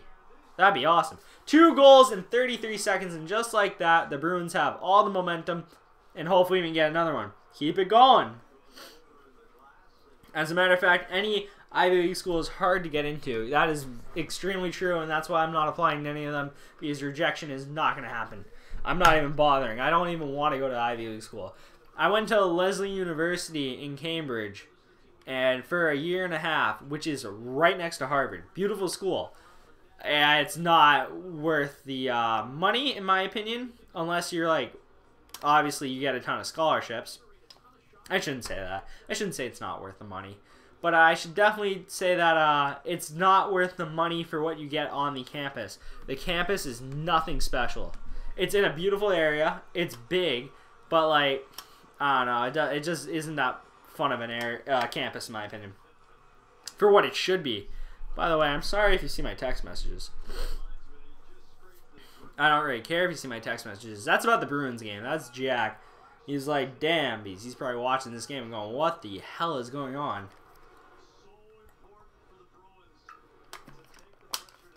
That 33 seconds is so big. Especially since we're 2 points behind Buffalo now in that race. Like, we really need a win tonight. This is a game you need to win. Arizona's not a great team. They're extremely beatable. This is a team you got to beat with those injuries. You just faced Tampa. You just faced Toronto. You need to win a game like this. You got to win the easy ones or the big ones don't matter. Truer statements are harder to come by. Osterley, thrown low. We're in our own zone right now. And now we're out of the own zone. And Yoki Nordstrom just trucks up the ice. That's awesome. I love the effort. I love the energy right now. The Bruins are on it. David Backes is out there. No birdcage. I want to see the damage. I want to see the cut. And all my viewers are leaving. Where are you guys going? Is that like 9 a minute ago? Baby, come back. Okay.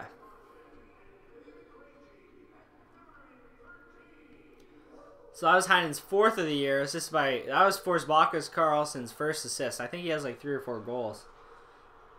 And Donato did get an assist on it. Krejci with his 20th. Marchand with his 22nd assist. 21st goal for Pastrnak. Those are 3 players having some fine years right there. Very fine years. Is that a trip? No, that's not a trip. McAvoy, good stick work down low to get up the boards there. Heinen chasing. Good stick work by Heinen there. Donato. This third line might be something right now. I'm not sure how consistent it will be if it stays together, but it could be something. Come on.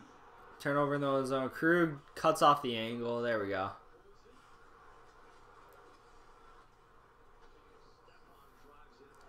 You're getting pinned in our own zone. This isn't the type of momentum I was thinking. This isn't the type of momentum I wanted. Come on. Good seal right there. I think that's Carlo. Good seal right there. Sadly, the Bruins couldn't get up the ice after that. Oh, Donato. Slick hands to keep that puck on the stick right there. Get it deep. There you go. 17-16. Shots favoring the Bruins. Not too much of a difference. The Bruins did good work and got good quality opportunities, which is really what matters, is quality opportunities. The Bruins got that. First line's out there again. Krejci going for the one-timer. Oh my god, that was David Pastrnak, and this game is being opened up right now. Another goal for the Bruins. 3-2, and Arizona has to be shocked right now. This is absolutely shocking. Absolutely shocking. Wow. Brad Marchand finishes it. I think I could have finished that one with how good of a pass that was by Pastrnak. Put in the comments what you thought of that one. Holy crap. Another text message appears. Wow.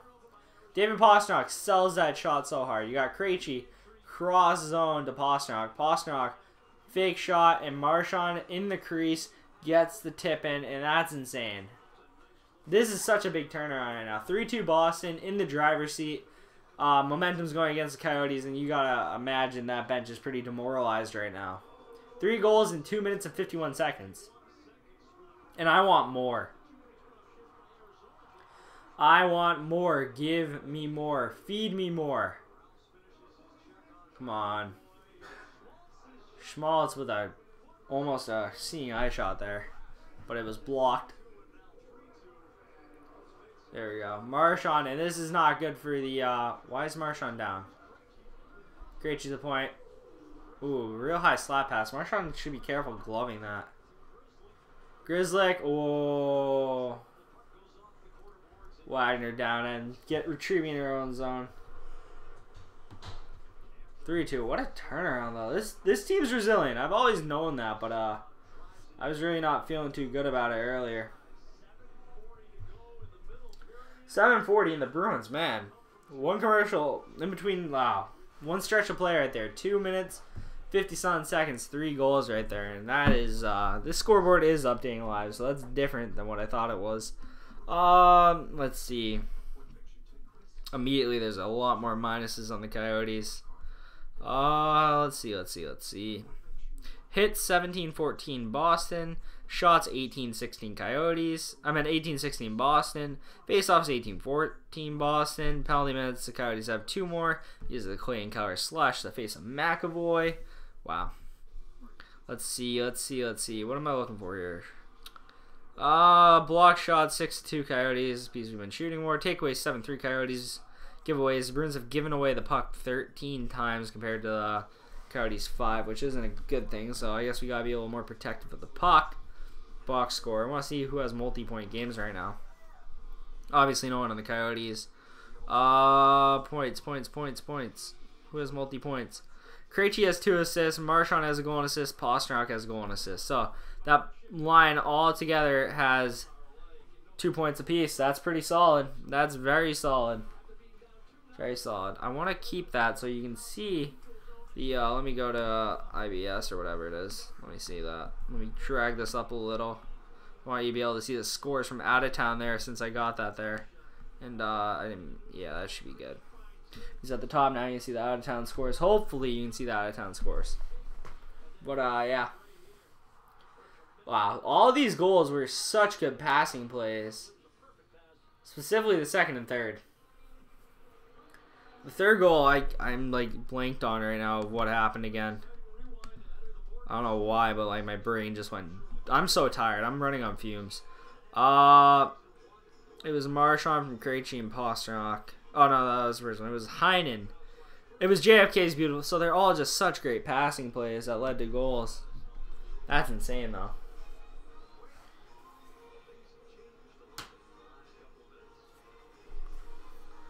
It's amazing how quickly this game got flipped over like that. It really is.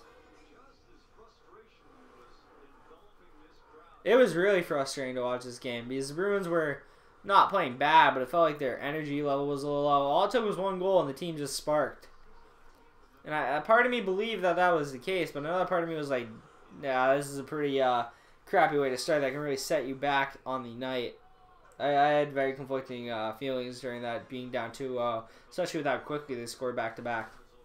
You got 2 Lucic jerseys front row. You got a Stanley Cup one, and then you got the Winter Classic one from Gillette. And rumors about Lucic coming back, I hope they're wrong. I really hope they're wrong.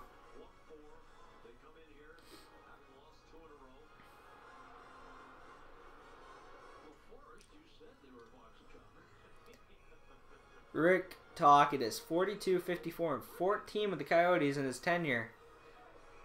It's a pretty bad record, but the Coyotes have been a pretty bad team for a while now. I used to like the Coyotes back in the day when they had Shane Doan, Yandel, OEL, Keith Aucoin. Really random, obscure players I'm bringing up there. I go to play Fortnite and look what happens. 3 goals? Yeah. You shouldn't have given up hope, Steve. You shouldn't have gone and played the Fortnite. Or you should get a third TV. That way you can have one with the stream, one with the game, and one with your Fortnite. Get a Chromecast, shove it in one TV. Get your Xbox, shove it in another TV. Then get your cable box and shove it in another TV. Come on, Steve. Tuesday night versus the Coyotes. Who isn't watching this game? Come on, everyone's watching this game. Can you not tell that everyone's interested by my 4 watching total, man? Let's see. Face-off immediately goes out of play here. Yeah, they were all beautiful passing plays too, Steve. You should probably look up the highlights. JFK's beautiful backhand cross crease to Danton Heinen. Or was it Ryan Donato? It was Danton Heinen. You got a beautiful finish by Danton Heinen. Danton Heinen received the beautiful backhander, kicked it from skate to blade, and put it past Darcy Kemper. You then had a beautiful pass. Well, Krejci passed across ice. They're calling a penalty? Why is it whistled dead? Anyway, you had a good cross ice pass from Krejci to Pastrnak, and Pastrnak faked the shot so well to the point that Marchand was standing in the crease and basically just had to tap it in. What was the other goal? It was a Pastrnak goal. How'd he score it? I'm kind of blanking on the top of my head. But I remember Marchand passed it. It was probably beautiful, too. Everything's beautiful tonight. Just don't talk to me about the first 2 goals that Phoenix scored. It's been a completely different Phoenix. Arizona scored 2 goals early on. Then we scored 3 goals in 3 minutes. Literally. That's insane. That's wild. That is wild. Marchand starting the breakout. This first line with Krejci on it. I'm not saying it would do as good as they did with Bergeron, but offensively, man, they're so good in their own zone. They're so good in their own zone. Krejci, oh, that puck was hanging behind him. That line's fun to watch right now. That's all I gotta say. That's a dynamic line. Imagine if Krejci had real elite wingers with him. Oh my God, put it in! Oh, they do it again! Say it ain't so. Oh my. Another goal by the first line of the Boston Bruins. Krejci, Pasta, and Marchand. I think they all have 3 points now. They're just passing left, right, and center all over the place. They're getting tap-ins right here. Beautiful pass. Beautiful. Yeah, all 3 of them hit it. I think it's Pastrnak going in the slot, toe drag, pass to Krejci, and it just trickles in front of Marchand and another empty net goal. Oh my God. Another basically empty cage. And Kemper can't do anything. It's tic-tac-toe and it's in. 10th goal of the season, 2nd goal of the game, and Marchand is on hat trick watch. Has a 3-point night already. This is fantastic. I hope, Steve, do you go play Fortnite again? Because you're missing goals. You're missing a lot of goals. This is a dominant period by the Bruins. It's like kind of what I was hoping for in the first, to be honest.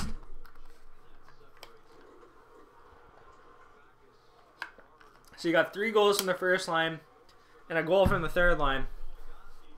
That second line, which I guess you can call it the third line at this point, is Cave, Nordstrom, and Backus. I guess that is kind of the third line at this point.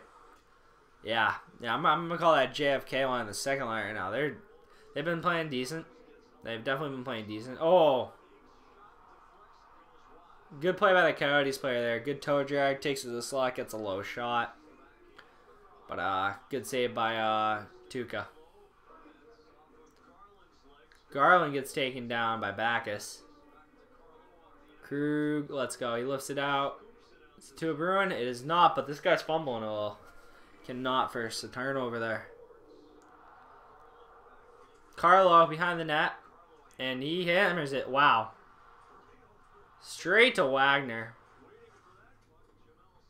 That's kind of surprising, actually. Oh, big hit on the boards right there. Labels in. How did that end up in the goal? What happened? The fourth line of the Coyotes, the nobody's line I was talking about, just scored. The Bunting, Kemp, and Garland line. 58, 29, and 83. What did they do? How did that go in?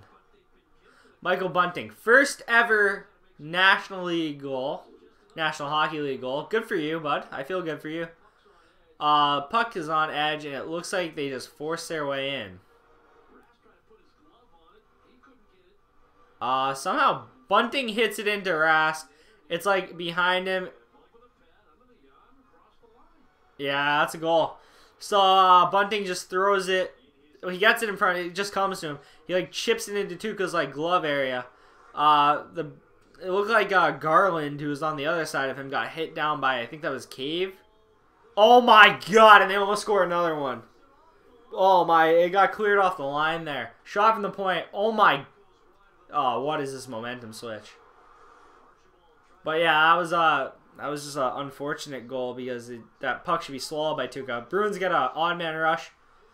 It's the second line again of Donato, JFK, and Heinen, which I'm calling the second line now. Gotta remind you guys, that was rough though. That was really rough. This update, yeah. We got a wild one in Boston tonight. Hope you got some fourth line Coyotes in your fantasy league, man. But that's an unfortunate goal. Tuukka needs to swallow that, and it's unfortunate because even though he doesn't, you know, it still shouldn't go in, but, you know, the guy gets hit into him. It trickles over the line. Unfortunate. But, that's hockey. Banks it off the boards. 3 minutes, 54 seconds left in the second period. And hopefully the Bruins can get another one. Puck is out of play. Are we getting a commercial here? Yeah, we're getting a commercial here. Yeah, Bunting, first ever career goal.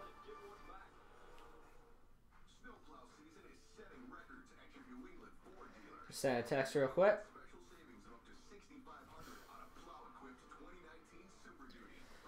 Any thoughts on the game right now if you're watching? I see I still have 2 viewers. That's been the floor, apparently, is having 2 viewers. I appreciate both of you people watching the stream.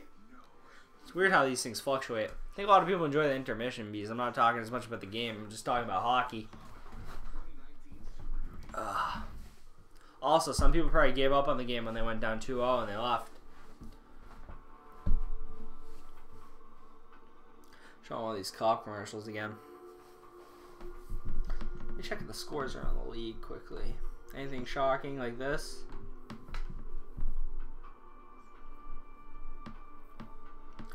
Nah, well, you got Detroit getting shut out by Washington 3-0. Joseph's probably happy. Jets shutting out the Blackhawks. The Blackhawks have 2 shots on goal with a minute and a half left in the first. That's sad. Wow, that's really sad. Oh, it just updated to 5. Never mind. I was going to say, 2 shots in a period would be terrible. That would really be terrible. The Chicago's been a tragedy this year. They really have. They trade Panarin. They trade Schmaltz. They traded Hartman to Chicago, to Nashville. They traded a lot of their younger, talented players to the point they have no depth, and then they wonder why they suck. They got rid of Hjalmarsson. They got rid of talent without actually replacing the talent. That's the issue. It's one thing if you exchange talent for cheaper talent, but you're not exchanging it for equal value of talent. And that's where Chicago really messed up. Because they obviously couldn't afford what they were going to have to pay those young guys. But man, I'm happy. I had fairly low expectations for this game coming into it. Because it's a random game in December versus the Coyotes. But I've been thoroughly entertained.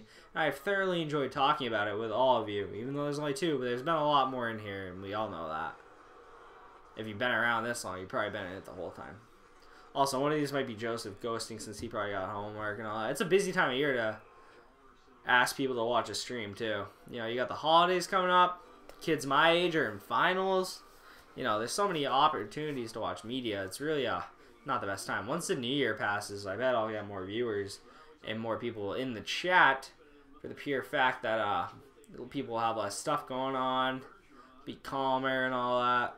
So, yeah. Looking forward to that, but at the same time, I love the holiday season and I'm enjoying it. So Bruins, if the period ended right now, I'd be happy, just because we have the lead. I'd like to see a much better defensive effort in the third.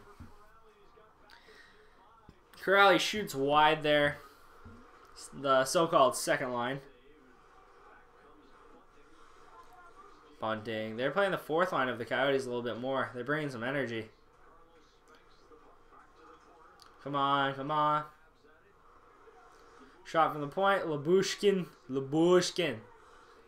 I didn't check if he's from Russia, but he has to be with that name. I can actually check that. Labushkin.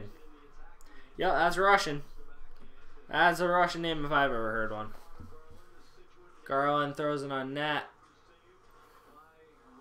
This fourth line really controls play for the Coyotes when they're out there. Maybe that's why they have such a good penalty kill. They just shove all these like dogs out there and they just really hound people. They're all over them. Maybe it's something like that.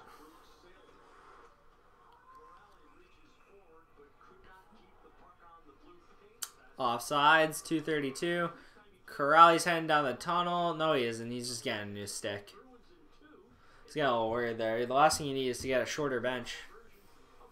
Oh, yeah, I just saw David Backes' cut on his face, man. That thing is just a spot of red.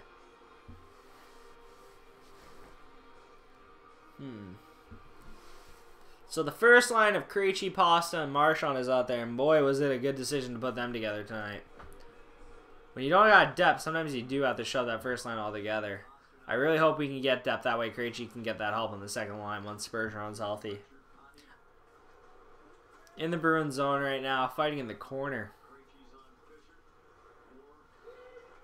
Pastrnak chasing, Goligoski dumps it.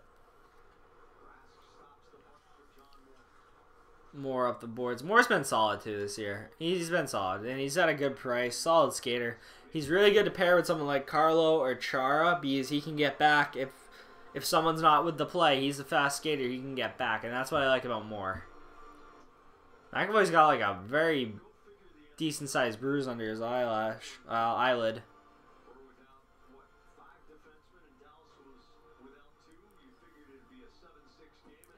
We're talking about the Dallas game where everyone thought it was going to be really high scoring, and then it ended up being 1-0 in overtime. That game was something else because really, like, the Bruins were running like half of their AHL lineup. They had like Camper, Lozon, Clifton, Zaboral, and then like Grzelcyk and Moore, and that was a brutal night to going into. I thought it was gonna be brutal, but we actually got the 1-0 victory there, which is shocking.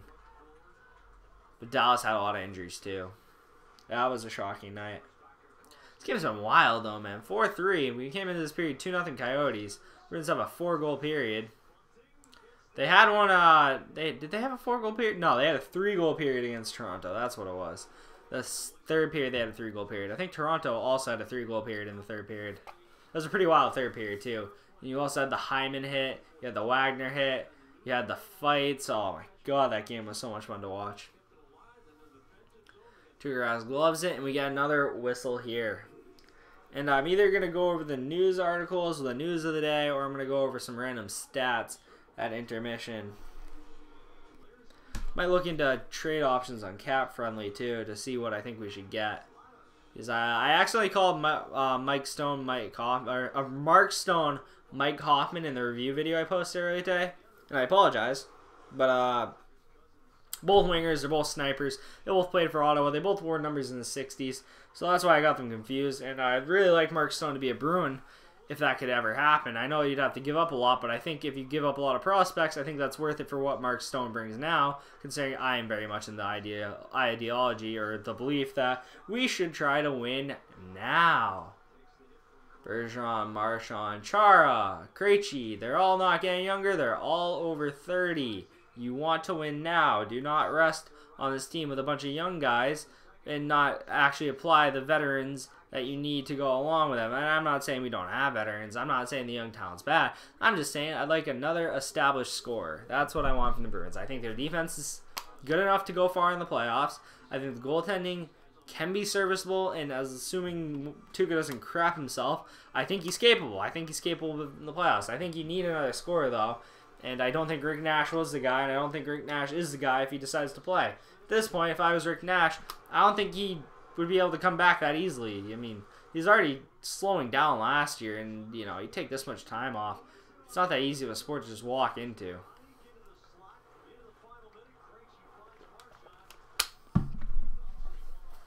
In the Coyote zone, 50 seconds left in the second period. And Krug chases. I think the Bruins just might want to sit on this lead and take it to the... Wow, that's a bad turnover. It's a good thing it's not a dangerous area. Carlo gets dumped on the ice. Hail Mary. Who's back there? Who is that? That's Pastrnak. So you got the first line out there to end the second period. They're in a very good period. David Pastrnak thinks he got slashed. He's looking for a call. He's not getting one, though. McAvoy resettles it at the neutral zone. McAvoy's been good. Let's see. Oh, good pass. McAvoy, get a shot, get a shot, get a shot. Puts it on there. That's going to be cleared off. 1 second left. And that is the period. And we have a fantastic second period with 4 goals. And, you know, you win that period 4-1 technically, so that's fantastic. I don't think you could respond much better. I don't think you respond much better. I'm wondering what the shots were that period. That must have been pretty in favor of us. Yeah, I was going to say, the lead doesn't feel too safe, but the period was definitely all Bruins there. Try my laptop here. Should have buried it. Yeah, my friend just texted me, Chuck should have buried that. I kind of agree. But Arizona, wow, what? Arizona outshot us 17-8 that period. And Boston outshot them 12-7 in the first period. That's backwards. Did they get power plays? I don't know. It felt like we played better. But yeah, I agree, though. It's definitely not safely. But I'm kind of surprised the shots were that in favor. I guess we just put every shot in the net, so it felt that way. That is very interesting, actually, now that I look at that. Yeah. If you were watching the game, what do you think of the period? Obviously, shot totals don't really matter too much, assuming you put the puck in the net. Chat's been dead, man. Where'd you guys go? Where'd you go? I have 2 Flames pages up for no reason. I do not need that. Let me look. I want to look at NHL stats leaders right now. I want to see where the Bruins depth scores are now compared to where they used to be. For the pure fact that I knew the depth scoring was a problem at the beginning of the year, to the point I made a video on depth scoring talking about how the Bruins need to change something, they need to do something.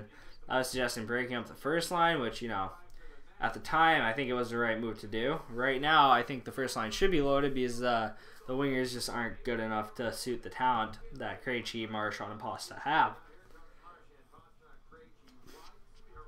Sorry about that burp thing there, right there. But I need to change it just to team report right now. Yeah, this league definitely isn't safe though. They were right when they said that. So Boston right now, you have 6 players over 10 points. 2 of them are injured right now, so really you have 4. Matt Grzelcyk's at 9 and 28, which is pretty good for a guy who gets thrown all over the lineup. Anywhere from last pair to first pair, really. Hi, Train Station. How's it going, man? Have you been lurking, or you just come back? I'm going through stats right now, seeing like who on the Bruins needs to step up, who's actually been productive. So we're gonna start with Bruins playing tonight. Actually, there's been 28 players to play for the Bruins this year, which is about 10 more than is actually on an AHL team. So that means we've had, wow, that's a lot of actually extra players. But Jamel Smith has 0 and 2. Vakanainen had 0 and 2. Zaboral 0 and 2. Connor Clifton had 0 and 9, but Clifton was okay in his own zone. He was a +2 while he was here. He's now back in Providence. Kampfer has 1 and 18, and Kampfer's not in there for any offensive reason. Noel Acciari, who seemed to lost his spot to Jamel Smith, had 1 assist in 25 games, which, you know, he's going to have to earn that spot back at practice. That just is what it is at that point. Fourth liners, you know, I come back every intermission. Oh, yeah, that makes sense to me, actually. You know, you watch the game. You probably don't want me talking over it, so you come back for the intermission. I get that. I get that. That makes sense to me. Lozon had 1 goal in 15 games. It was that crap goal off the boards. It, like, bounced off the boards. He basically had an empty net. I don't remember who that was against, but the goalie tried playing it. Oh, it was Malcolm Subban, actually. Malcolm Subban tried to play it. Wow, I'm surprised I remember that. This team's really ingrained in my mind, but yeah. Cave has 2 assists in 9 games, which isn't too bad, in my opinion. But he's been playing first line, so I guess that is kind of bad. Miller, 2 and 11, which is actually kind of surprising. Carlo, 2 and 21, not surprising. Bjork had 3 and 20. That's shocking. That's terrible. Wagner, 3 and 27. He's definitely not there to score. Forsbacka Carlson has an assist tonight, so he has 4 points in 13 games now. Corrali is 4 and 29. He's not there for scoring. He was a failed experiment at the first line. Donato has a point tonight too, so he has 5 and 18. But he was 2 points last night, a point tonight, so you know that's a step in the right direction. Char had 4 and 18. That's not terrible. The 1 assist is kind of surprising with how much Char is out there. Moore has 5 and 27. That's whatever. Nordstrom 5 and 29. That's not good, and a lot of those were early on. McAvoy 6 and 10. That's very good. McAvoy is a very good offensive player. Backus 6 and 25. That's not good enough for the contract, but you know, Danton Heinen gets another point tonight, so he's 8 and 29. He's starting to pick it up. Danton Heinen is quietly the 8th leading scorer on the Bruins. That should tell you everything of how the Bruins need to acquire talent, man. Should tell you everything. Grzelcyk 9 and 28. He's been fantastic. Jake DeBrusk 10 goals in 28 games, only 2 assists, which is kind of surprising. He's got a very much a Cy Young looking type record there. You know, 10 wins, 2 losses, kind of like a Cy Young, you know, baseball record. You got Krug with 17 points in 19 games, which Krug has been fantastic. And if you want to trade him for a player on Edmonton, I think you're dumb. Krejci has 23. He has a 3-point game tonight, so he has 26 in 31 games. He's almost a point per game. You play with Marchand and Pastrnak, and you got skill. You're probably going to be a point per game player along with them. Marchand now has 32 and 31. So Marchand wasn't a point per game player before tonight. Now he is. Bergeron is 26 and 19. He's been injured for the last like 12 games. And Pastrnak with another 3-point night is at 38 and 31. And Pastrnak is... he might have jumped back into the top 10 tonight, to be honest. He might have jumped back into the top 10. Hair looks weird over here. Looks like there's like a separation or something. I know Marchand leads in penalty. Marchand leads in penalty minutes by over double the next guy, who's Grzelcyk. Wagner's got 27 points per game. Yeah, you got 2 players above points per game with Marchand lurking, and Krejci's getting close. Krug is right under it. So you got about 5 players who are flirting with possibilities of being points per game after a few more games. Look at the news right now. Look at the news. Do you have any questions, Train Station, if you're still around? Anything you want to talk about? Murray could return for the Penguins against the Blackhawks. Yeah, Matt Murray, very iffy goaltender. He's very all over the place in my opinion. from what I've seen. I mean, he's either really good or really bad. Ryan Miller out approximately 6 weeks for Ducks with a sprained MCL. He must be getting to that towards the end of his career. Unless he plans on being like Luongo and playing. Actually, how old's Ryan Miller? Ryan Miller's fairly up there. How old is my man Ryan Miller? 38. Oh my god, yeah, he's towards the end. That's sad. I just X'd out of that by accident. That's sad to see that. Ryan Miller was so dominant back in his day. Like, man, him on the Sabres, that was something, man. Let's see. Anyone else in a wild game? Toronto's up 2-1. Buffalo is losing, so to be honest, we might actually pass Buffalo tonight in the standings. I don't know like how the tiebreaker works, but I know we beat them. So in spirit, we should be above them because we beat them early in the year. Let's go back to news. Talking about fundraiser thing. They're trying to like get you to donate money, and they'll give you like a bag of Bruins goodies, which I think is cool. I think their options are way too expensive. Would you rather face Toronto or Tampa in the Toronto? The two teams I don't want to face in the playoffs the most are the Capitals and the Lightning. If I could avoid them, I would. I think the Bruins should be favored in a series versus anyone fully healthy. Disclaimer: fully healthy. If the Bruins are healthy, they should beat any team in the East except for Tampa and Washington. Those two matchups do not go good for the Bruins. Tampa Bay is just loaded, and Washington is just the death machine of the Bruins. I'd much rather play the Leafs than either of those teams. So that's not even close. It's not even close. Toronto's like the let's see. I wouldn't want to play Tampa first, then Washington. I don't know. We tend to do well against Toronto, so there's a part of me that wants to just say like someone else. But Toronto has Tavares now. And I know we still beat them in the... We never seem to beat the Caps. We never beat the Caps, man. Ever. Canadians, I wouldn't care about playing. The Islanders, I think we'd beat. Columbus, that's an interesting one because Columbus plays a very similar style of game to us. I think our front-end talent's better, though. Their goaltending might be better, though. I think Washington's a very pick-em series. Columbus is very much a pick-em series. I told you to come back with that. You were 100% right, Joseph, and you've been lurking. You've been coming in and out. But I think Toronto's either the third or fourth team. They're probably tied with Columbus.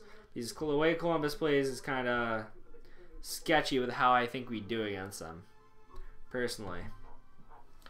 Let me look. What was I looking at? I was looking at news. But keep asking questions if you have any stats, any practices. I don't care. Ovechkin surges into goals lead. Did this man actually do that again?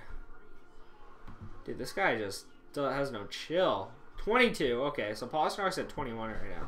And Line, wow, this Line guy, man. It's like 1 week he's like tearing people apart, and then the next he's got. I think he was at 20 like 2.5 weeks ago, 3 weeks ago, and he has only scored 1 goal since.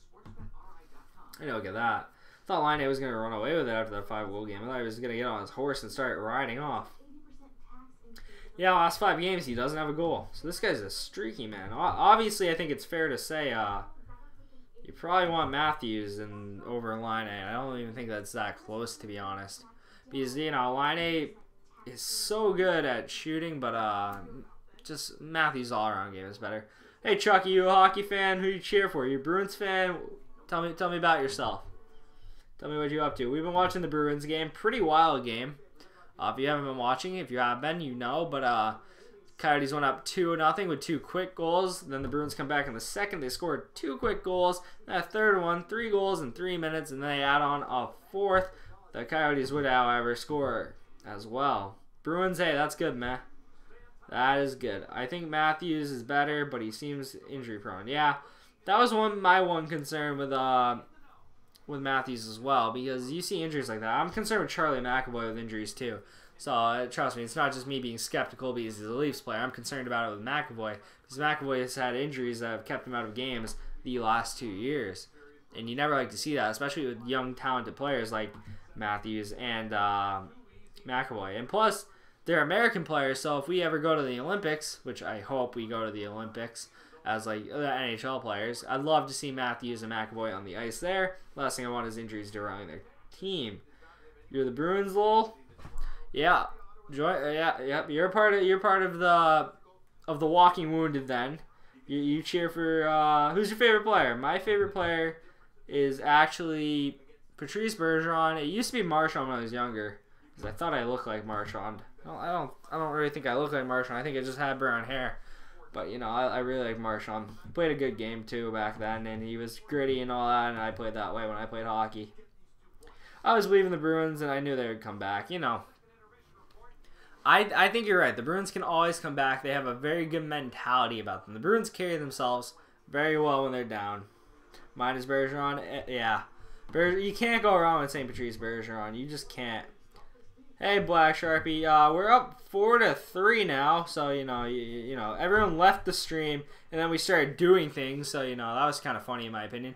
I had, like, 9 viewers, then we scored 2 goals, and I was down to, like, 3 for a while, and I was like, where's everyone to enjoy this moment with me? And I was enjoying it. Don't you guys worry. I was enjoying it. Stream fantasy hockey. I don't know about that. Fantasy hockey's a lot of fun, man. But the stream is fun to do. But yeah, we were talking about how much Line has slowed down since he. This is actually the perfect person to talk to, Steve. In our fantasy league, Line put up 5 goals the week. He put 5 goals up in a day, and he put up 11 in the week where you were facing Line. He's still at 21 goals. He hasn't scored in like the last I don't even know. NHL.com doesn't let me look back past 5 games. So let me click the game log. He hasn't scored in 1, 2, 3, 4, 5. 5 games. He hasn't scored in 5 games. Since your week ended versus Line, he literally hasn't scored. I feel bad for the Red Wings. What, are you really killing them or something? What you doing to them? What you doing to the Wings? Leave them alone. They're harmless. It's like taking candy from a baby. Except for some reason they have our number. What's the score? 5-0. Wow, that is really one-sided. You must just be done watching that game at this point. Halfway through the second, you guys could put up a 10 on them. That'd be funny. I'd laugh. I don't like Detroit. I really don't. And you may say, Pat, why don't you like Detroit? They're not that good. Well, first off, Tyler Bertuzzi's a scumbag. That's the first part. Second off, their fans are so annoying back in the day. When I first got into Twitter, the Red Wings were so good. They were so good. Marchand for the hat trick. Ruben, I like your thought process, man. I really like your thought process. But the other thing is the Red Wings fans were annoying as hell when they were going, oh, our playoff streak, 20-something years. I was like, can it? And then they got eliminated by the Lightning in the first round. Got a big beef over the Cronwall suspension for a hit. God, I really hated the Red Wings. I hated everything about them. I respected Datsuk. I respected Zetterberg. I respected Lindstrom. I hated their fans. I hated that whole entire Hockey Town. First off, you're a city. Second off, you're not Hockey Town. Boston is Hockey Town. If not Boston, Chicago is more of a hockey town than Detroit, in my opinion. I'm sorry. I just couldn't stand Detroit back in the day. Like 6 years ago, not back in, I'm not old enough to say back in the day. I'm 20. I can't say that. But you know, I just hated Detroit. I hated everything about that fan base. Hated their playoff streak. I hated Babcock. I still hate Babcock. Guy looks like I don't even know. I'm not gonna say anything rude. Not gonna. I'm above that. Boston is Beantown. Boston. Name a city. I'm gonna limit this to the U.S. because Canada's not fair because you guys are just a different level. In the United States, there is not a better college hockey scene outside of Boston. You have 4 of the better programs, and obviously Minnesota is really good, but the Wild don't hold up the end of the bargain to be considered. It's weird. The college hockey in Minnesota is more than good enough to be considered hockey town, but the Wild just, man, they just don't do it, to be honest. There's nothing special about the Minnesota fan base, the Wild fan base. I know they got good fans, but I don't know. They're not loud, and that's the issue. Sometimes it's like the person who shouts the loudest. Wild fans aren't that loud. Or at least I haven't run into loud Wild fans. They all hide in their igloos in Minnesota. Yeah. 5-0 though. Who any multi-point games there? Any fantasy guys that are going off, eh? Let's see. Brett Conley. That was hilarious. Brett Conley did nothing for us when we traded for him from Tampa. Now he's a Stanley Cup champion with the freaking Capitals. That is wild. 2 points, 2 points, 3 points. Backstrom has 3 helpers. 2 assists for Carlson. Isn't Carlson having like a pretty good year? I've heard good things. Boston's being down. Third's about to start. Yes, it is. Which means my viewer count will probably drop from 8 viewers to like 2, Steve. That's how periods work. You know, all of a sudden I have viewers and then they dip to watch the game, which I understand.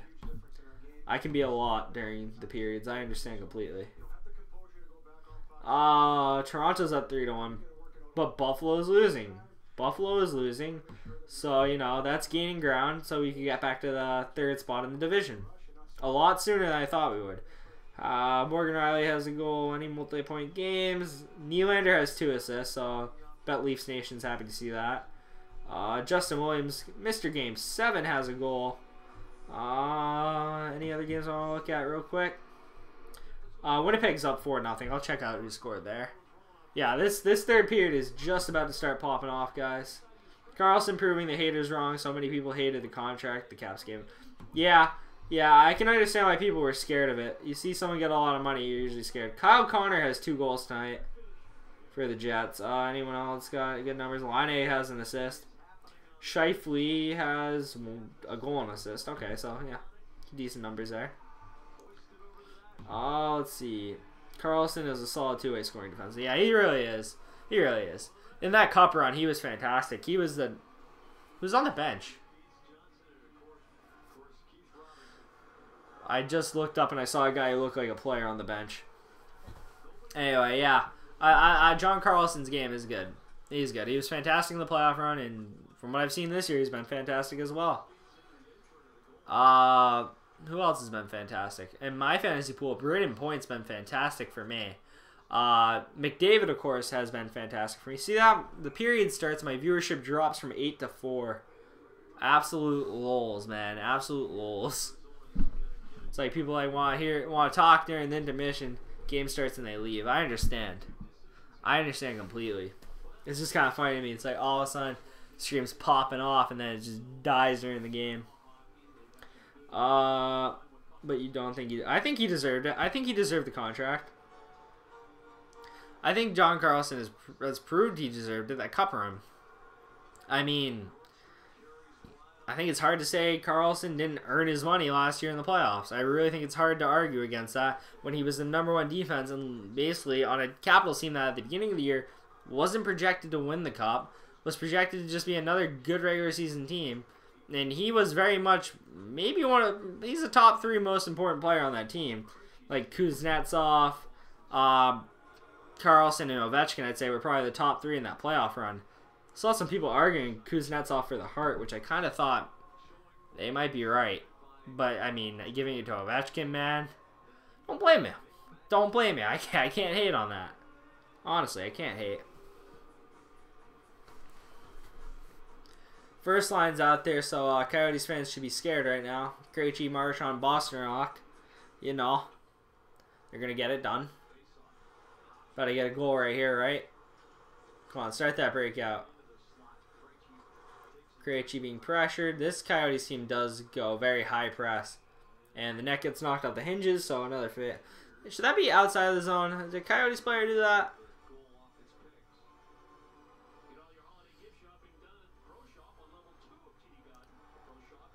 You know, one thing that's interesting is Carlo, and this is random, but Carlo's listed at 6'5" now. He used to be listed at 6'4".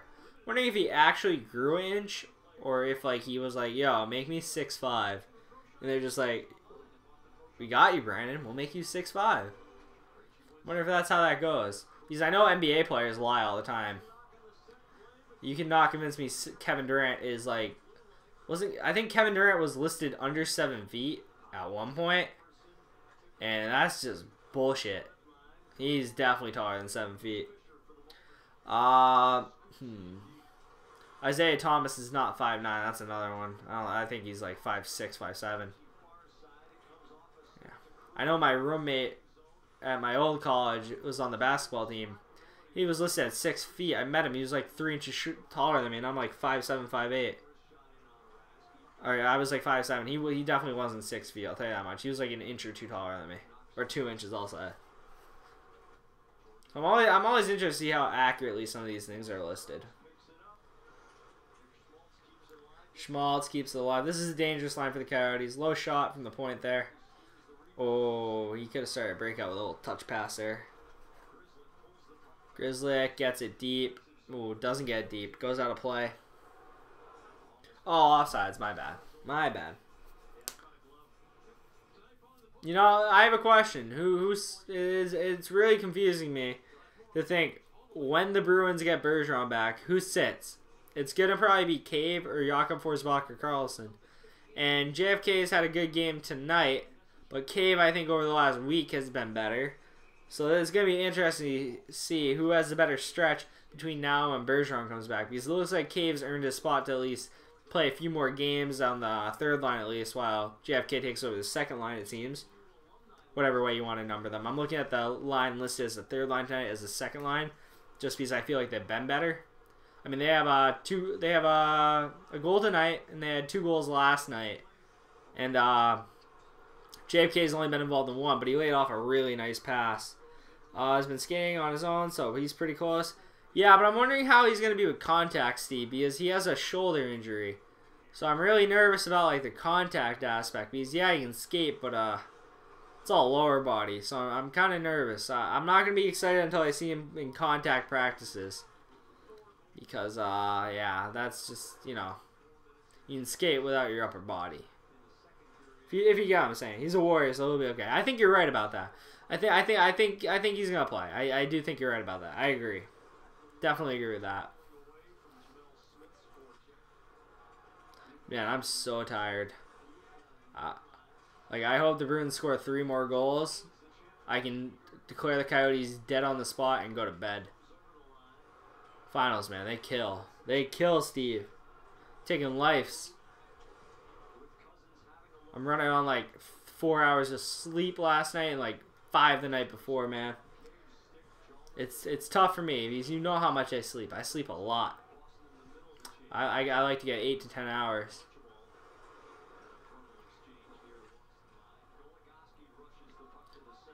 Camper gets down low. There you go. Play the puck up the boards. He gets locked up on the boards. There you go. Finally out. He's going for a lob pass. That's ambitious for someone with no skill. Finals do kill, I guess. Dude, finals in college are extremely different than finals in high school, Steve. It's not even close.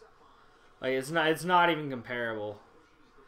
There's so much harder in college. Completely different animal. It's like everything it's literally like everything for the most part of your class. Like it's like so much. It's worth so much. It is so much in material. You got your hand held way less than you do in high school. It's just brutal. It's absolutely brutal. And trust me, this is my 5th round of finals. Because I've been in college for 2 years and this is my 5th semester. Terrible.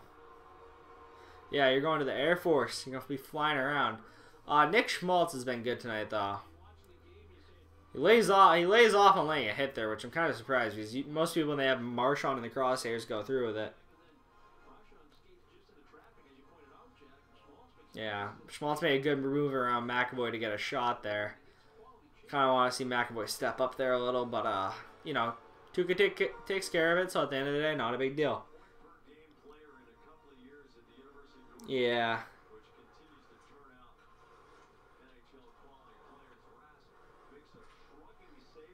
Yeah, I understand what you're saying. It's hard to like hear context through text though. You know that. I know you're excited, man. You're gonna be flying around the sky.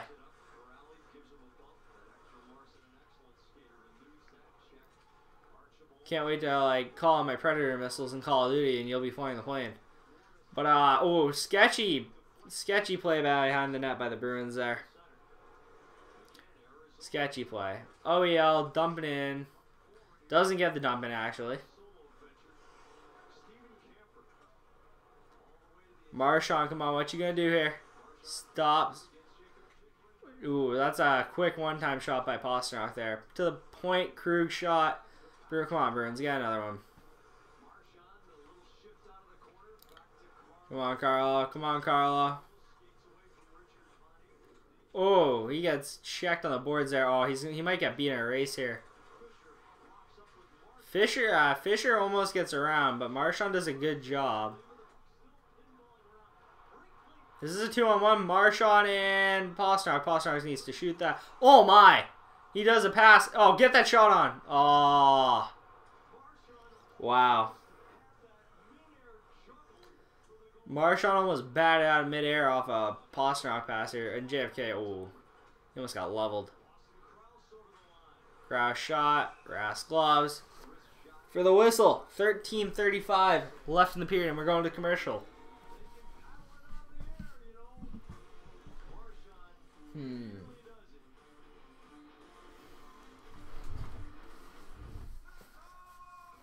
Dude, this design commercial is going to drive me up a wall, I swear.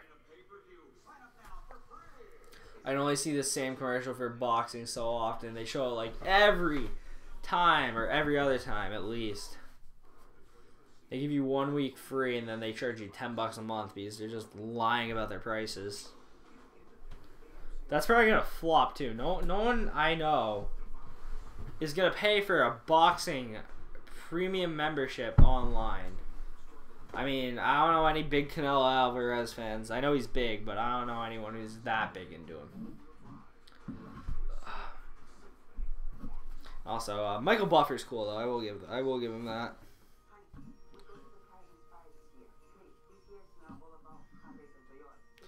Hold on. My friend texted me like a ton of details. And I don't mind that, but it's hard to respond to all of them.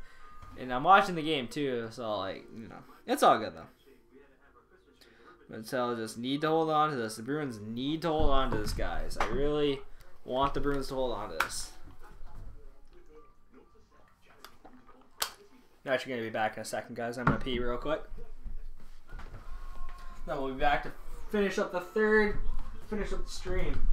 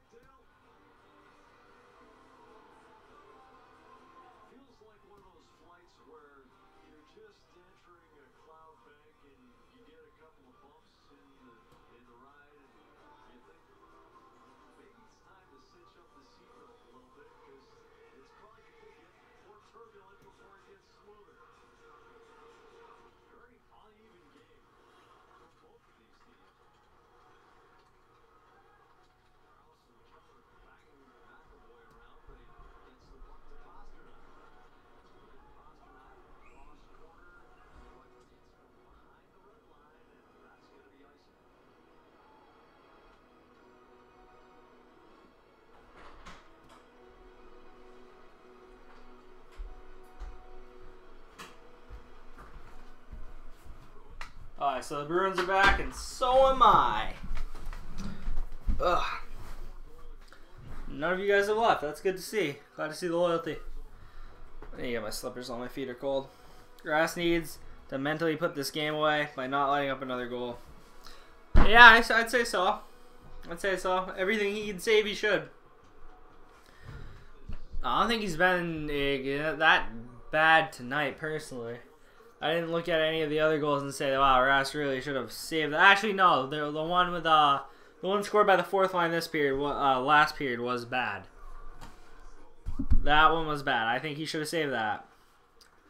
Yeah, I don't think he's been bad. I don't think he's been good. Yeah, I'd say he's okay. That one goal though was bad by the fourth line. The two that came back to back in the first, though, I think that was just Coyotes capitalizing on good opportunities. But you know, hockey, man.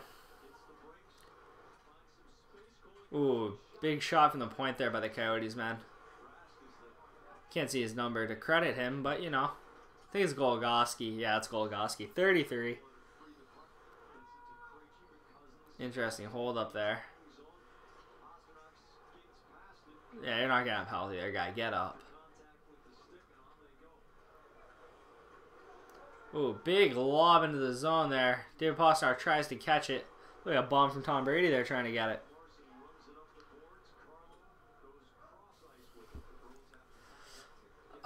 Let's see.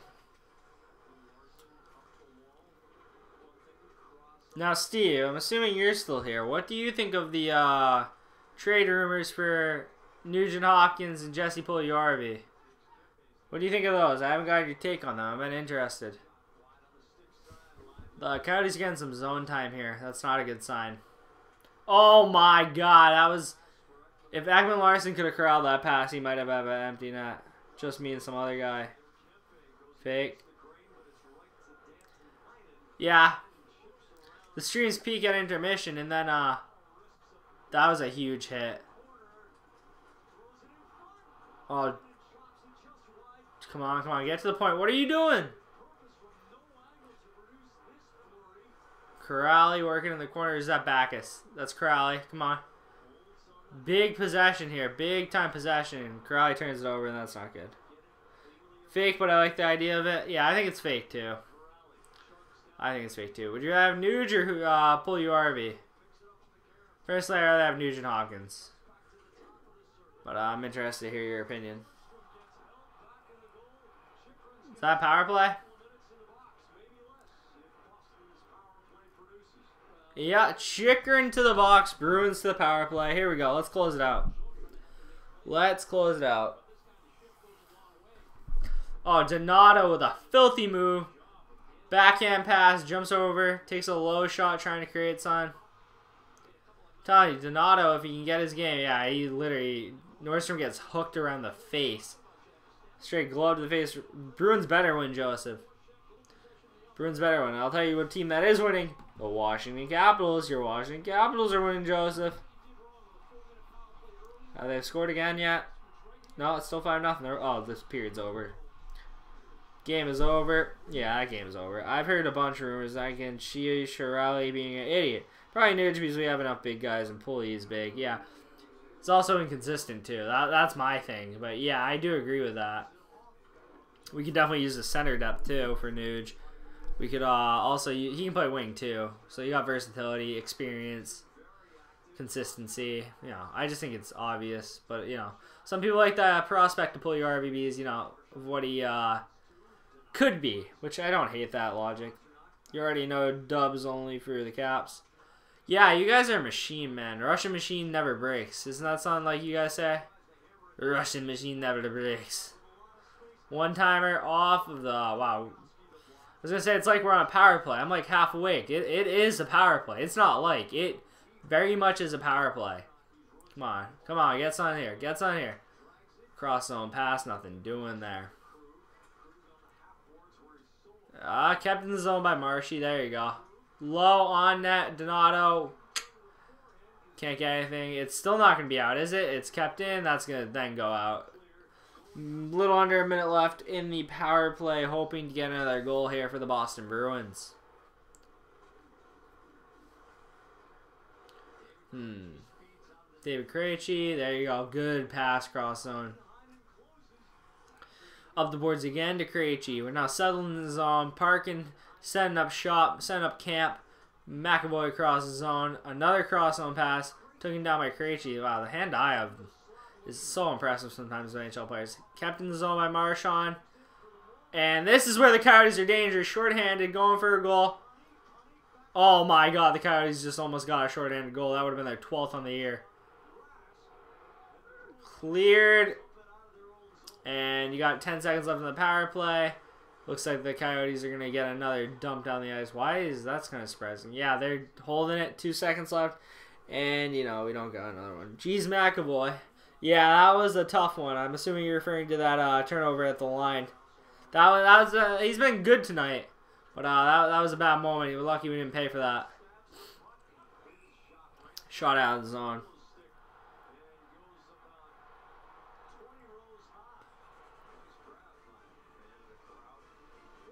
Clayton Keller is a dangerous man with that puck.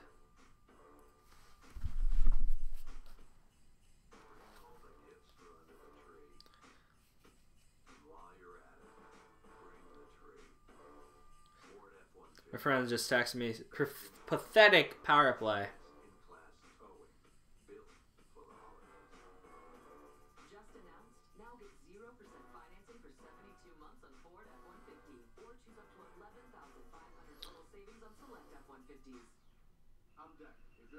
Nice of a picture.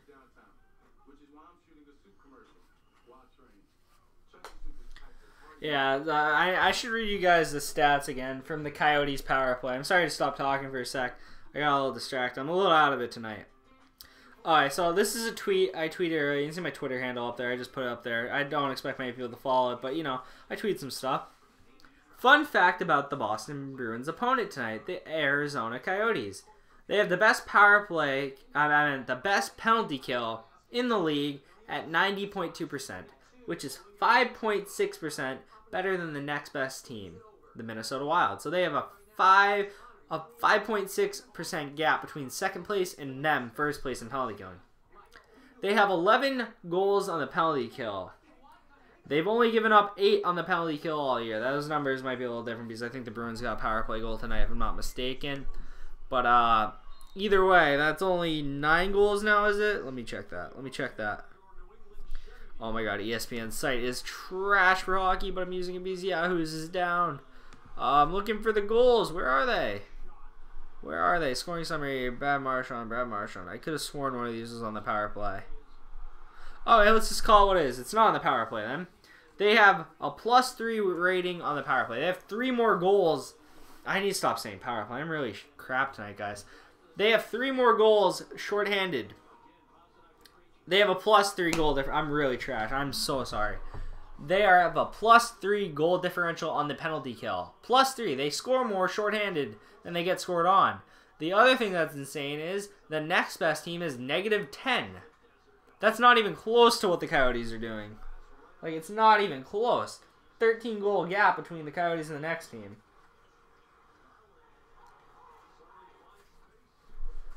Okay, so the Coyotes got us in our zone right now. 8:30 left in the game. This game is far from over, guys. This game is definitely nothing. Marshy last 10 games and Coyotes 10 goals, 8 assists. Yeah, that's insane. That's even more insane because those games are over the last 5 years because we play the Coyotes twice a year. So that's 5 years of games. Good body check down low by Grizzly. Putting the nice butt into the ribs. Okay, come on, get that out. Force it. Come on. And the Coyotes still keep it in. Damn. Come on, get that out, Nordstrom. That's a weak flip, bud. I need it out. Come on, Nordstrom, get it out. There you go, bud. It took you a while, but, you know, you finally got it. There's a little pool cue ball shot there. Gets it down the ice, and you got to change. Shots are 30 to 24 Coyotes, and that's what I mean when I say we're not out of the woods. This game is far from a dominant performance. This is very much a wide open game. But like Steve said, Tuke needs to close the door. He really does.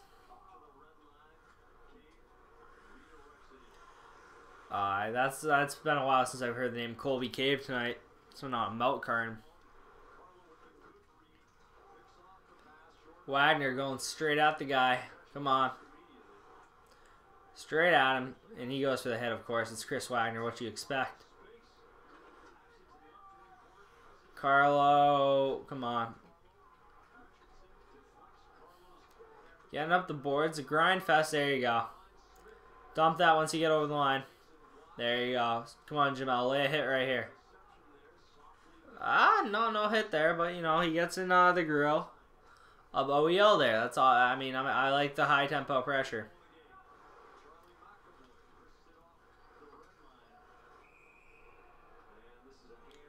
Hand pass. Whistle dead. 6:32 left. More of a Studnicka. Not a fan of Cave personally. More of a Studnicka guy. Yeah. Studnicka, you're going to have to wait another year on though, bud. So you're going to have to find a third line center for this year. It's probably going to be JFK or Cave at the way it's going. I'd be shocked if it's anyone else unless they make a trade. It's either a trade, JFK, or Cave at this point. Because Cave's good enough to the point you could say like he's been solid enough. I shouldn't say good enough. He's been okay to the point in a third line role I wouldn't hate it. I would hope JFK would finally come through and take that role though, which he's been good tonight. So right now I'm leaning JFK, but I don't think Cave's been terrible. Cave's been unnoticeable tonight, though. I will say that much. It's definitely been unnoticeable. Well, I mean, I understand why you don't care for Cave. He's not eye-popping. He's just a player. It's like Danton Heinen, you know. He just kind of does stuff. It's not necessarily stuff you notice, but, like, He doesn't mess up. That's basically what it is. He doesn't mess up. He's a capable NHL player. Yeah, I think JFK for third line center too. And that's going to be a trip on the Bruins. Surprised Arizona doesn't go at that Bruins player who just did that. I didn't see you just shot it. But he knew the whistle was coming. He just whips a slap shot. I'm surprised that they didn't throw a hissy fit there. That's John Moore to the box right there for a trip. Pretty obvious. His stick was out. He caught the guy. I don't think he meant to do it. Just got a text saying, uh-oh. You guys actually can't see my text. That's actually brilliant. Thank you, Apple, for including that in the screen capture footage. And this penalty kill is going to be huge. Need to shut it down. We need to shut her down. That's what we need on the power play. Yeah, that's a bad penalty. You don't like to see someone just let the stick like that.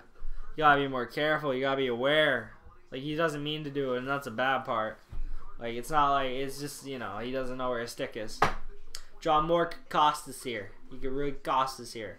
With a good penalty kill right here, we can really shut these desert dogs down, eh?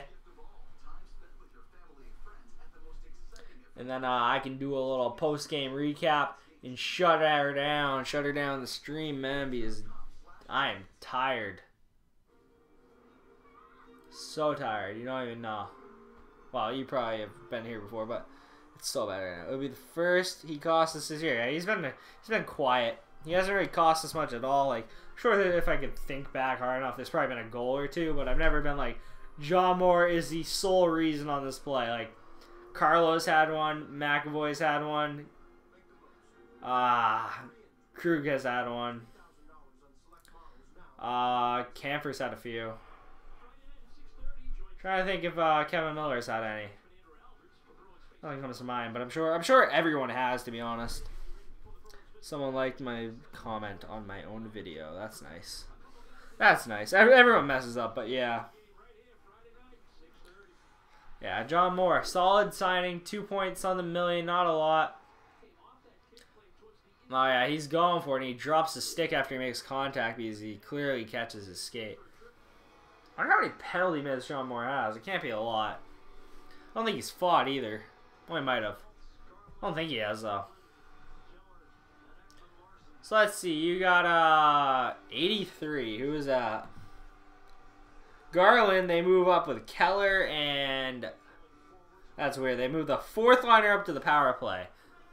Oh, okay, it's like Bruce Cassidy with David Backes. I guess every coach has a player. They're like 6. It looks like Chikrin, OEL, and Schmaltz. That's an interesting group. So maybe this Garland guy is a promising prospect that I've never heard of. He's the youngest. I think he's like 23, which isn't that young, but I mean, Coyotes don't got much going for them. Bruins cleared down the ice. 1:30 left on the power play. We're 1/4 of the way there. 1/4 of the way there, guys. There you go. Get the puck. Nope. Coyotes got it set up now. That's not good. OEL, point to point. Keller's lurking. He's got nothing, though. OEL in. To Keller. OEL shoots it. Misses the net. Goes on top of the net, actually. And it looks like the Coyotes are still going to keep it in the zone. 1 minute left. Come on. Come on. Schmaltz. Stop him. Stop him. Stop him. Okay.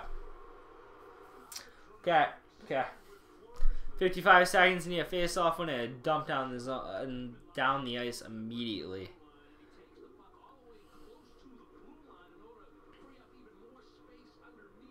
Wow, that shot doesn't miss by much. Yeah, it goes right on top of the net.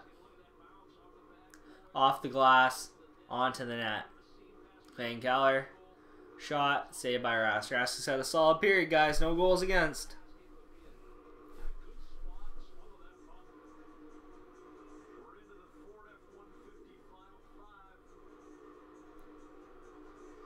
Crowley on the face-off. You got Cave. Is that Cave? Cave on the wing. Oh no, that's Carlo on defense. Well, throwing off pieces penalty kill.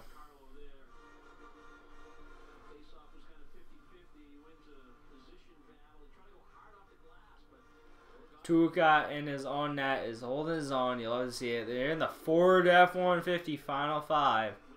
So, yeah. That's such a weird sponsorship.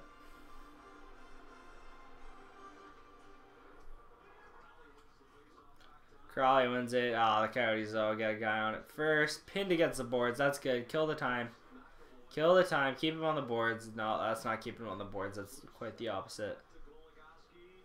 Step on. Go on. That hits Crawley's stick. He's going to be able to get this out deep, too. 22 seconds left. Coyotes need to try to get in the zone. They do. Good pass right there by Stepan. No shot, though. Goligoski fumbles out of his own zone, and we're about to kill the power play. They have 7 seconds left. 5, 4, 3, 2, 1, and it's a kill. Back to even strength. You need to get back in the zone. John Moore is now on the ice as a forward, so I'd like to whistle here, or for him to get off the ice. And he does. Nordstrom go now. Oh, that's going to be a shot from the slot. He hits the post. And Kemper lays on it. Hits the post. Backus hit. Is that Backus or Krejci? Both 40s. 46. It's Krejci. Hits the post. Kemper falls on it. Freezes it even though Nordstrom went digging. Yeah. Krejci comes off. Nice low shot to the left. It hits off Kemper, off the post. And Kemper is lucky it comes back under him and he lays on it. That would have been game. Wow. Wow, he's so lucky that that hit the post and that it bounced off the post and went under him. What a lucky guy. Coyotes have hit 2 posts tonight. I remember, I think it was Lawson Cross going to the net. I think he hit it. Or was it, was it Lawson Cross or was it, Cousins? It was Lawson Cross or Cousins. Yeah, I know they hit the post. That's the Bruins post. I can't remember the other one. Might have been, I think it was early in the game.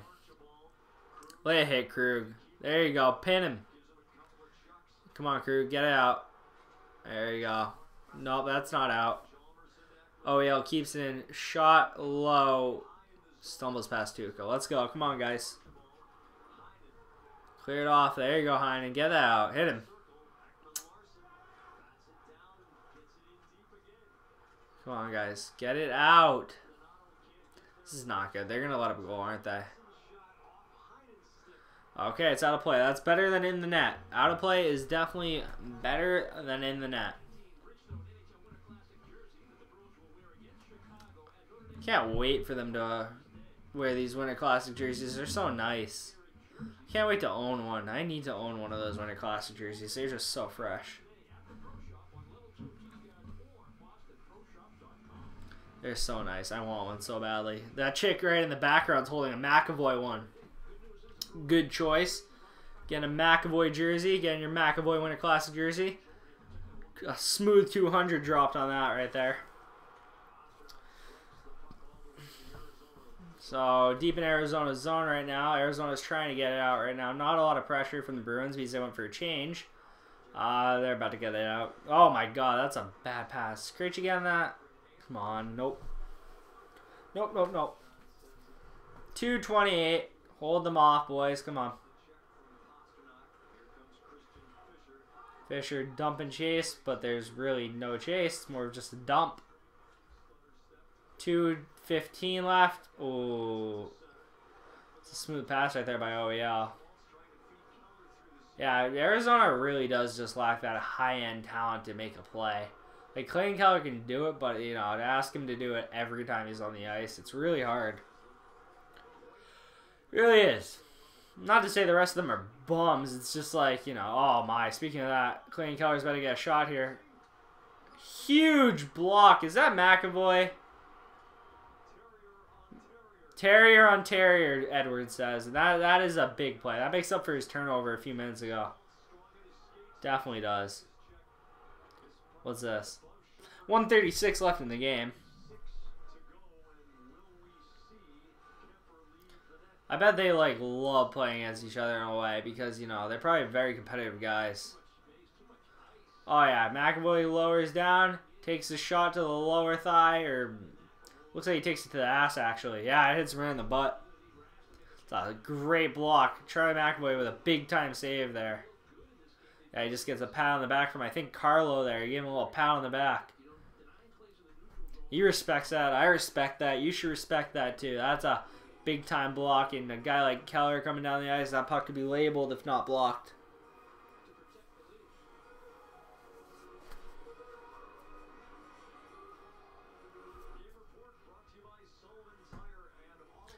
Bunting got his first career goal tonight. Marchand 2 goals and assists. Pastrnak goal and 2 assists. Krejci 3 assists. Shots are still in favor of Arizona, 33-26. We got a 1-goal lead with a minute and 30 something left.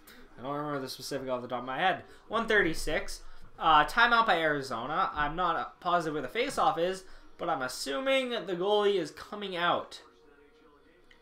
Love to see Marchand get a hat trick. Don't forget, he's on 2 goals, so you know. Love to see him get the hat trick. It looks like they're waiting. They're gonna hope Arizona gets the faceoff. When Arizona's gonna take it in, then they're gonna pull the goalie if they can get it out and into the Bruins zone. If they can win the faceoff. I'm really stumbling over my speech. I'm really tired. I'm sorry. All right, Bruins get possession on the faceoff, so dump it in, and Krejci's gonna chase. OEL behind the net. He's going to lead the breakout. It looks like Kemper's getting ready to run for the hills. Who are they sending out? Oh, good pass. And they're in the zone. And you know what that means. Empty net, guys. Minute 13 of trying to score on the Bruins. Hopefully we can get a goal. Goligoski. Come on. Come on. Ooh. They got good shape right now. I feel like a few too many guys towards Schmaltz's side, though. 52 seconds. Forsbach, Carlson down low. Krejci lays a hit to Marchand. Marchand up the boards. Does not put enough on that. And it looks like, yeah, there's the turnover. Come on. Come on. Just throw it off the boards and out and then chase it. Make them have to re-enter the zone. Stop trying to, like, look down the ice and then make a move. You got to just throw it off the boards. Not trying to make a play. We're just trying to keep it out of our own goddamn net. 23 seconds. Come on. Clayton Keller shoots. That's going out of play. Out of play with 19.3 seconds left. This, come on. Face-off win is probably game. Because you're probably dumping it down the ice, and hopefully you'll hit the net or you won't just directly ice it. Like a face-off win and a big lob down the middle of the ice would be perfect. Because the lob will keep it from being icing. But, you know, it should probably kill off enough time to take away hope.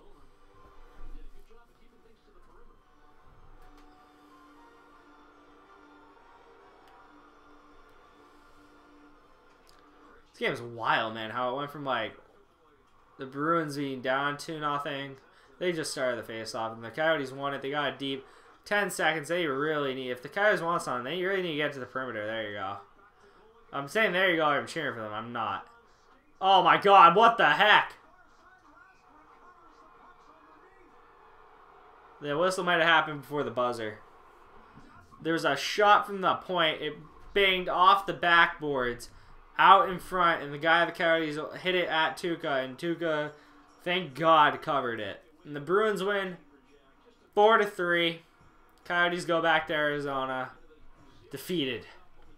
I don't know if they're going back to Arizona directly, but still. Very solid win. Now I'm wondering, when does this get whistled dead? I'm wondering if they're going to get an extra few seconds out of this. I don't think they will. They'll put the final up, so I'm assuming it's out. Yeah, there were some good saves tonight. Oh yeah, Tuukka had some solid saves. Tuukka had some solid saves. I think at the end of the day, you're looking at Tuukka's performance and you're not upset with it. GG, nice stream, bro. Hey, I'll see you, Steve. Hit me up if you want to do anything. Hit me up. I'll see you later, man. I appreciate you watching my streams.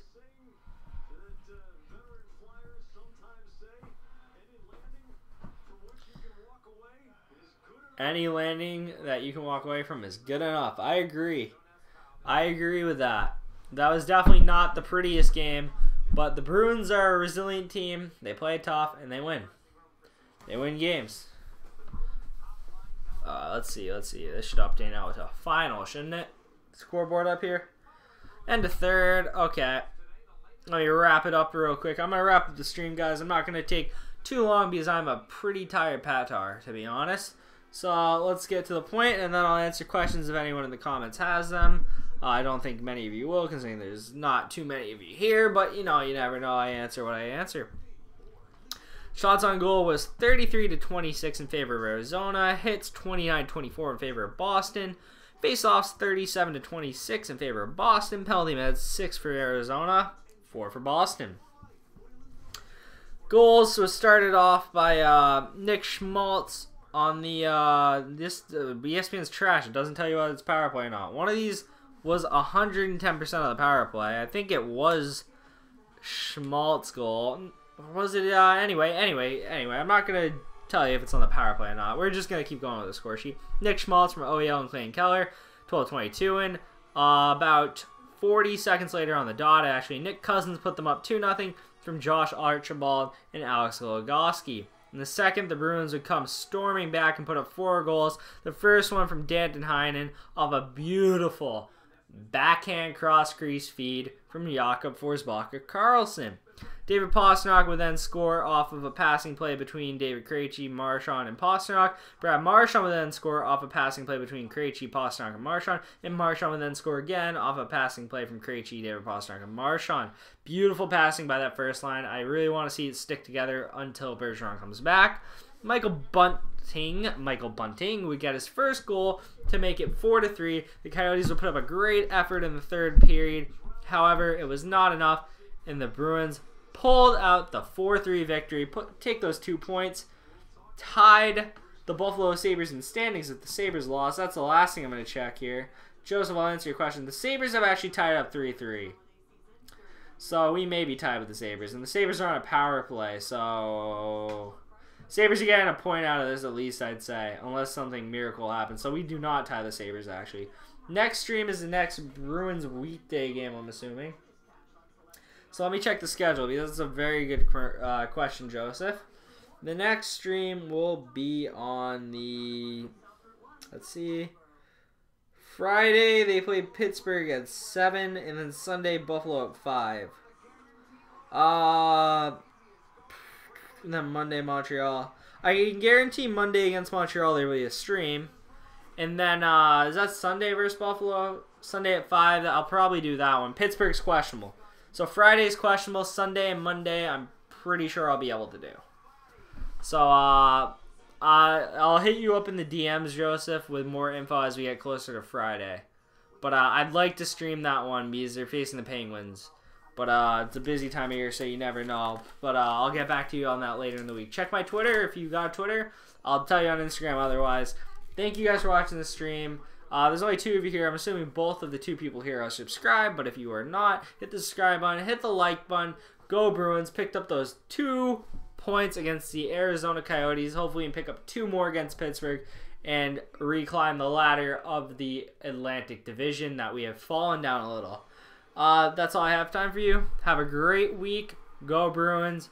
Peace. I'm going to end the stream now as we speak, and I thank you all, as always, for watching. I appreciate everything, and without you, there would not be a stream.